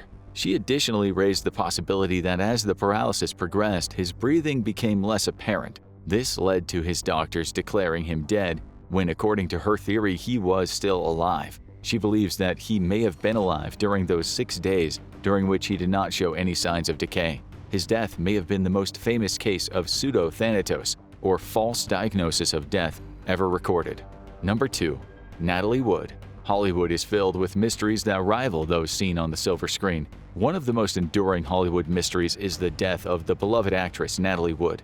On November 29, 1981, the 43-year-old Natalie Wood was found floating face down in the ocean off the coast of Catalina Island. At the time, the death was ruled accidental, attributed to a combination of drinking and her inability to swim. However, in 2011, the Los Angeles County Sheriff's Office reopened the investigation after years of speculation that her death could have been the result of a homicide. In 2013, her cause of death was changed from accidental drowning to drowning and other undetermined factors. Some of the details that muddied the waters of her death included bruises on her arms and knees, as well as a scratch on her neck, indicating she might have been attacked before she drowned. It's also difficult to get a clear picture of the events of November 28, 1981, with conflicting statements regarding whether she had argued with her husband, Robert Wagner, on the yacht where she was last seen before disappearing. Some detectives had suggested that Wagner knew more about the incident than he let on while talking to authorities, but his attorney has vehemently denied this. Despite the new concerns raised by the reopened investigation and a great deal of pressure from the true crime enthusiasts, the department was not able to determine whether Natalie Wood's death was indeed the result of a crime or just a tragic accident. Number 3. Zygmunt Adamski. In June 1980, a 56-year-old miner named Zygmunt Adamski vanished from his home in Tingley, West Yorkshire. 5 days later, Adamski's body was found at a coal yard in Todmorden, 5 miles from his home. The body was on top of a 10-foot-high pile of coal, and he was wearing a suit but his shirt, watch, and wallet were missing. His hair had been cut short. But the most unusual thing about Zygmunt Adamski's body was that it was covered in burn marks on the head, neck, and shoulders. The burns were covered in some sort of ointment, but their exact nature could not be identified. Alan Godfrey, the police officer who arrived on the scene, said that Adamski's face was frozen in an expression of absolute horror. "Those eyes were staring up at me. I was looking down on him from a foot away. Those eyes sent a shudder down my spine. They were wide open. He had the look of someone who had seen something or someone that had scared him to death." According to BBC Inside Out, James Turnbull, the coroner who examined Adamski's body, considers it to be the biggest mystery of his career. One of the most bizarre aspects of the body, aside from its location and the burns, was the fact that Adamski had only 1 day's worth of beard growth, despite having been missing for 5 days. The case was filled with unanswered questions and riddles that would never be solved. Where was he when he was missing? What killed him? And how did he get on top of that coal pile? Some blamed Adamski's family. Others pointed their fingers at the KGB. There were even those who attributed the disappearance and death to alien abduction. Whether Adamski was taken by foreign intelligence, an ordinary enemy, or something altogether inhuman, we will likely never know exactly what happened. Number 4. Dr. Gilbert Bogle and Margaret Chandler. In the early hours of the morning on New Year's Day, 1963, 2 boys were walking near the Lane Cove River in Sydney, Australia, and spotted a man lying face down on the ground. At first glance, they thought he was just another partygoer from the night before who had a bit too much to drink and passed out. But when they walked by the area again an hour and a half later, they saw that his face had turned purple. They called the police, who arrived on scene to find the man naked from the waist down, with his suit trousers placed over his lower half and covered by a carpet. His name was Dr. Gilbert Bogle, and he was dead. 10 meters away on the riverbank, they found another half-naked body, this one belonging to a woman named Margaret Chandler. Both pairs of underwear were found nearby. Margaret and Dr. Bogle had clearly come here together. This was rather scandalous, as the two were married, and not to each other. The authorities had never seen anything like this, a couple sneaking off to the lover's lane by the river, getting halfway undressed, and then being interrupted by something that left them both dead. Neither of them were injured, and nothing unusual turned up in the autopsy. No distinct cause of death could be determined, leaving the authorities with their best guess. Suspicion first fell on Jeffrey, Margaret's husband, but not only did they turn out to have an open marriage, but he was with his own girlfriend all night. The presence of vomit and excrement near the body suggested poison might have played a part, and that the burden of finding some evidence fell on the toxicologist. But they could not determine anything other than one fact: whatever killed one killed the other, and at the same time. The 2006 documentary Who Killed Dr. Bogle and Mrs. Chandler suggested another possibility: asphyxiation from hydrogen sulfide in the river. This toxic gas, which was emanating from the mud due to the dumping of waste in the area, was identified by a Maritime Services Board called to investigate the pollution. The gas is heavier than air, and it would have been more present at ground level. If someone was lying in it, they could asphyxiate and die without realizing what was happening. Still, that's just one theory of many, and the precise cause of Bogle and Chandler's deaths may never be uncovered. Number 5. Amelia Earhart. Amelia Earhart is one of the most famous pilots and women in history. She's remembered for her aviation records and for being the first female pilot to fly alone across the Atlantic Ocean. Unfortunately, that's not all she's famous for. On June 1, 1937, she and her navigator Fred Noonan left Oakland, California for their transcontinental flight. While flying over the Pacific Ocean, Earhart and Noonan's plane disappeared. No one could locate any trace of them or their plane, and Earhart was declared dead on January 5, 1939. No definitive conclusions about Earhart's fate have ever been reached. But of course, there have been plenty of theories, some more realistic than others. One theory posits that Earhart was a spy for the US government and was taken prisoner by Japanese forces while trying to collect intelligence. Another more widely accepted theory is that Earhart and Noonan reached the island of Nikamororo and died there. A heel from a woman's shoe, an aluminum panel, and a piece of curved glass have all been found on the island. These might have belonged to Earhart and her plane, but we may never know for sure. Number 6. Charles Francis Hall. In 1870, Charles Francis Hall led an expedition to the North Pole. The team received $50,000 from Congress, and their ship Polaris left Connecticut on July 3, 1871. As the ship continued north, tensions brewed among the crew, particularly between Hall and the sailing master, Sidney Buddington, as well as a doctor and natural scientist, Emil Bessels. In October, Polaris came to a stop. In November, after a 2-week scouting expedition, Hall returned to the ship and drank a cup of coffee. He quickly became ill and accused the other officers of poisoning him.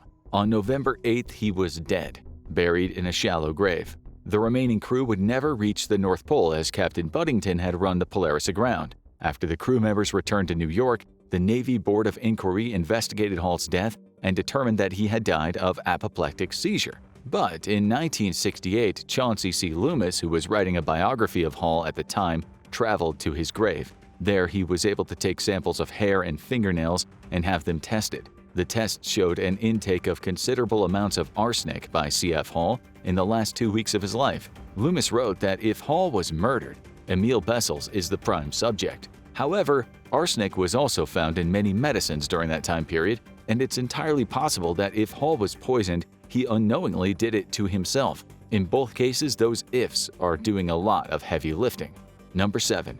Dyatlov Pass Hikers. On January 23, 1959, 10 hikers led by Igor Dyatlov trudged into the Ural Mountains in Russia. One of them had to turn back after a medical emergency, but the remaining 9 continued, planning to send word back after 3 weeks. On February 20th, no one had heard from the group, and a search party was sent out to look for them. When the search party finally tracked down the missing hikers, they found a gruesome scene. 5 of the hikers' bodies were spread out across the snow in various states of undress. One was missing part of his own knuckle, which appeared to have been bitten off, perhaps self-inflicted. After the snow melted, the final 4 bodies were found. Their injuries were equally bizarre. One of the hikers had a twisted neck, one had a fractured skull, 2 were missing their eyes, and 1 was missing her tongue. It was clear at first glance that they had died from hypothermia, and the snow that had collapsed their tent was from some sort of compelling natural force. But the plot soon thickened. Some of the hikers' clothing contained traces of radiation, leading some to speculate that weapons testing had been involved in the disaster that killed them. Other theories have included the CIA, the FBI, Yetis, aliens, but the most plausible theory, a slab avalanche that fell on the tent. However, slab avalanches usually occur at steeper inclines than the one in Dyatlov Pass. So even though the slab avalanche theory is a compelling possibility, the case is far from closed. Number 8. Letitia Thoreau. Fans of the murder mystery genre might be familiar with the trope of the locked room murder, which, as the name implies, occurs in a locked room with no apparent way for the killer to get in or go out. It's ordinarily the stuff of fiction. But in 1937, the Paris Metro's first-class car saw a locked room murder that was all too real. Letitia Thoreau was a 29-year-old Italian immigrant who had lived in Paris for over a decade. She was a widow who had once been married to a high-society man, Jules. Jules kept her a secret during their 6-year marriage, and his parents only learned of her existence after his death. Letitia had secrets of her own, too. She was a double agent, working with the Paris police to infiltrate La Cagoule, a fascist terrorist group. Before her death, La Cagoule began to expect Letitia was a mole. On her last night alive, Letitia boarded the Paris Metro for the ride home, sitting alone in a first-class car at the Porte de Charenton station. The next stop, Porte Doré, was 45 seconds away. By the time the train reached that stop, Letitia Thoreau was on death's door. She was on the floor with a 9-inch knife in her neck and died on the way to the hospital. According to the train driver, she was the only one in the metro car. It is possible that La Cagoule sent Jean Filiol, one of their assassins, after her. But if that was the case, how did he get into the train car without being seen, stab her in the neck, and escape, all in only 45 seconds? It's Number 11. Karen Silkwood. On November 13, 1974, Karen Silkwood was discovered deceased in her car near Crescent, Oklahoma. Silkwood, a chemical technician and an advocate for labor unions, appeared to have collided with a culvert, resulting in her death. Initially deemed a straightforward case of falling asleep at the wheel, questions lingered. Silkwood had been employed at the Kerr-McGee Cimarron fuel fabrication site, where she manufactured plutonium pellets for nuclear reactor fuel rods. Concerned about workplace safety, she joined the Oil, Chemical, and Atomic Workers Union. In July 1974, she discovered she had been contaminated with plutonium, and it turned out that she was the only person in her lab to test positive. Convinced this was no coincidence, she delved deeper into Kerr-McGee's practices, uncovering health violations, worker contamination, and unsafe equipment. Amid mounting stress, her doctor prescribed Quaaludes, Undeterred, Silkwood persisted in her efforts to expose corruption within the company. On November 5, 1974, during a routine self-check, she found almost 400 times the legal limit of plutonium in her body. She was sent home, and her plutonium levels continued to rise. The company accused Silkwood of poisoning herself, and an investigation found high levels of radiation in her home. Silkwood was terrified, believing that the company was trying to kill her. On November 13th, she drove to Oklahoma City and met with New York Times journalist David Burnham, as well as a union leader. She had a binder full of evidence which she took with her on her way to a union meeting. She was finally going to blow the whistle on Kerr McGee, but she never got the chance. After her crash, the documents had seemingly vanished from the car. Police determined that Silkwood was asleep at the wheel and under the influence of Quaaludes, but her family, friends, and private investigators disagreed, pointing to skid marks as evidence that she was awake during the crash. The precise details of Silkwood's death and whether it was a drug-induced accident or corporate assassination are unknown to this day. Number 12. Edgar Allan Poe. Edgar Allan Poe's The Murders in the Rue Morgue is regarded by many as the first detective story. His writing is famous for spinning dark tales of death, vengeance, and mystique. However, there is one mystery associated with Poe that he had no hand in writing: his own death. On October 3, 1849, Poe arrived at a Baltimore tavern looking worse for wear. He was dazed and confused, dressed in what appeared to be someone else's clothes. A local doctor was notified and Poe was admitted to a nearby hospital. He was delirious, hallucinating, and calling out for a still unidentified Reynolds. On October 7th, he died, and a Baltimore newspaper reported his cause of death as congestion of the brain. This is just vague enough of an explanation to invite numerous theories in the years since his death. Some believe that his death was alcohol-induced. Biographer E. Oak Smith posed a theory in 1867 that Poe was beaten until he suffered from swelling of the brain. In 1999, public health researcher Albert Donay proposed that Poe died from carbon monoxide poisoning, caused by the coal gas used for indoor lighting in the 19th century. In a similar vein, Chris Sempner, curator of the Poe Museum in Richmond, has suggested mercury poisoning as a possibility, which would explain Poe's hallucinations prior to death. Other popular theories include a brain tumor, influenza, and even murder at the hands of his fiancée's brothers. While some theories have gained more traction than others, it is likely that the mystery of Poe's death shall be solved nevermore. Number 13. Elizabeth Short, the Black Dahlia. It was January 1947 at around 10 in the morning, and Betty Bersinger was pushing her daughter's stroller through Leimert Park in Los Angeles when she stumbled onto a horror show. There was a naked woman's body cut at the waist, lying on the ground next to the sidewalk. The sides of her mouth were carved into a permanent smile. An autopsy determined that the woman had died from blows to the face and blood loss. The cuts to her face and bisection of her torso mercifully had happened after her death. The woman was identified as 22-year-old Elizabeth Short, known to some as the Black Dahlia, a reference to her love of black dresses and the recent film The Blue Dahlia. The name quickly caught on, and soon the press was spreading the word about the Black Dahlia murder. The police found it difficult to pin down a subject. One potential killer, Robert Manley, had an alibi that checked out. Then an envelope containing Short's belongings, such as her birth certificate, social security card, and address book, was mailed to the examiner's office. A botched investigation of another suspect, Leslie Dillon, led to a lawsuit against the city. Dozens of writers and amateur sleuths had attempted to crack the case over the years, but Elizabeth Short's killer, the person capable of committing such a brutal crime and staging that horrific display, has never been found. Number 14. Lily Lindstrom and the Atlas Vampire. We've seen unsolved deaths surrounded by speculation about ghosts, aliens, even a Yeti. But what about a vampire? Odd as it may seem, the details of one infamous unsolved Swedish murder earned it the nickname the Atlas Vampire Murder. In 1932, a concerned woman named Minnie Jansen called the police about her downstairs neighbor, Lily Lindstrom. She hadn't heard from Lily and was growing concerned. Lindstrom was a sex worker who saw clients in her apartment, and Minnie was worried something terrible had happened. Unfortunately, she was right. When the police entered the apartment, they found Lily naked, face down on the bed, and dead. The cause of death was from head trauma with repeated blows from a blunt object. That was bad enough, but most of Lily's blood had been drained from her body. Saliva was found on the neck and the body, and that, along with a blood-stained ladle, led authorities to fear that the assailant had decided to drink Lily's blood. Authorities interrogated her clients, but none confessed, and they never found her killer or what happened to all that blood. Number 15.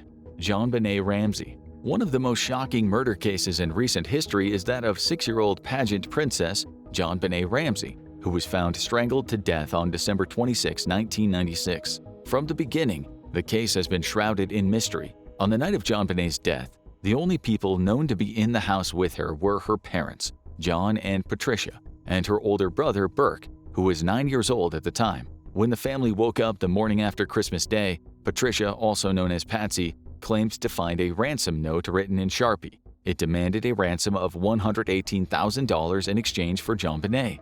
The note was highly unusual as far as ransom notes go. First of all, the monetary amount named in the note precisely matched the amount awarded in a recent bonus of John's. That note was longer than most ransom notes and filled 3 pages. After searching the house, John found JonBenet's body. The Ramseys had woken up to a kidnapping and discovered a murder instead. The murder of JonBenet Ramsey has never been solved. Over the years, numerous suspects have been proposed, from her family members to some sort of mystery assailant that broke into the house. According to People, in 2008, the district attorney wrote to John to inform him that he, Patsy, and Burke had been cleared of suspicion via DNA evidence. However, the DA that followed him, Stan Garnett, told People, "I didn't feel the exoneration was warranted based on the state of the evidence and the complexity of the case." Other theories point to the ransom note and the potential for a killer from outside the Ramsey family. One suspect was Michael Helgath, whose boots seemed to match a print found at the scene of the crime. However, Helgath died by suicide in 1997, and that particular trial went cold. Several individuals have attempted to confess to the crime, but no solid evidence has linked them to the murder. There are hopes that advances in DNA-based investigation may eventually lead to an answer, but it's entirely possible that the murder of JonBenet will never be solved. Number 16. 8-Day Bride. Weddings are meant to be joyous occasions, a celebration of love, and the start of a lifelong commitment between two people swearing to cherish one another. But for some couples, till death do us part comes true far too soon. Jack and Christina Kettlewell were married in secret on May 12, 1947. Christina's family did not approve of the match and were even more concerned when Jack's best friend Ronnie accompanied the couple on their honeymoon. On May 17th, Christina and Jack moved into a cottage in Severn Falls, Ontario. 3 days later, only 8 days after the wedding, Christina was found in her pajamas, floating face down in 9 inches of river water. She had drowned.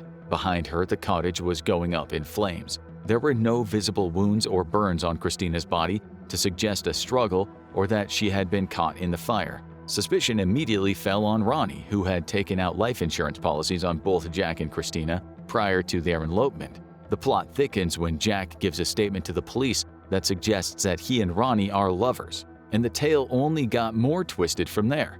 A suicide letter emerged, supposedly written from Christina to Ronnie, claiming that she had tried to kill herself with poison out of fear that she and Jack would never marry. There was another letter that grew more frantic, and finally a third letter written the day before her death. "Ronnie is in the boat outside somewhere," it said. "By the time he gets back, everything will be all over with. He must have been afraid something would happen because he is staying an extra day to ensure we return to Toronto with him."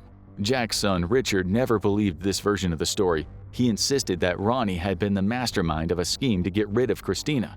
The jury in the case was unable to determine whether foul play was responsible for her death, and the case was left open. The only 3 people who can say for sure what happened that day are dead and buried now, and the truth is buried with them. Number 17. Roland T. Owen, aka Artemis Ogletree.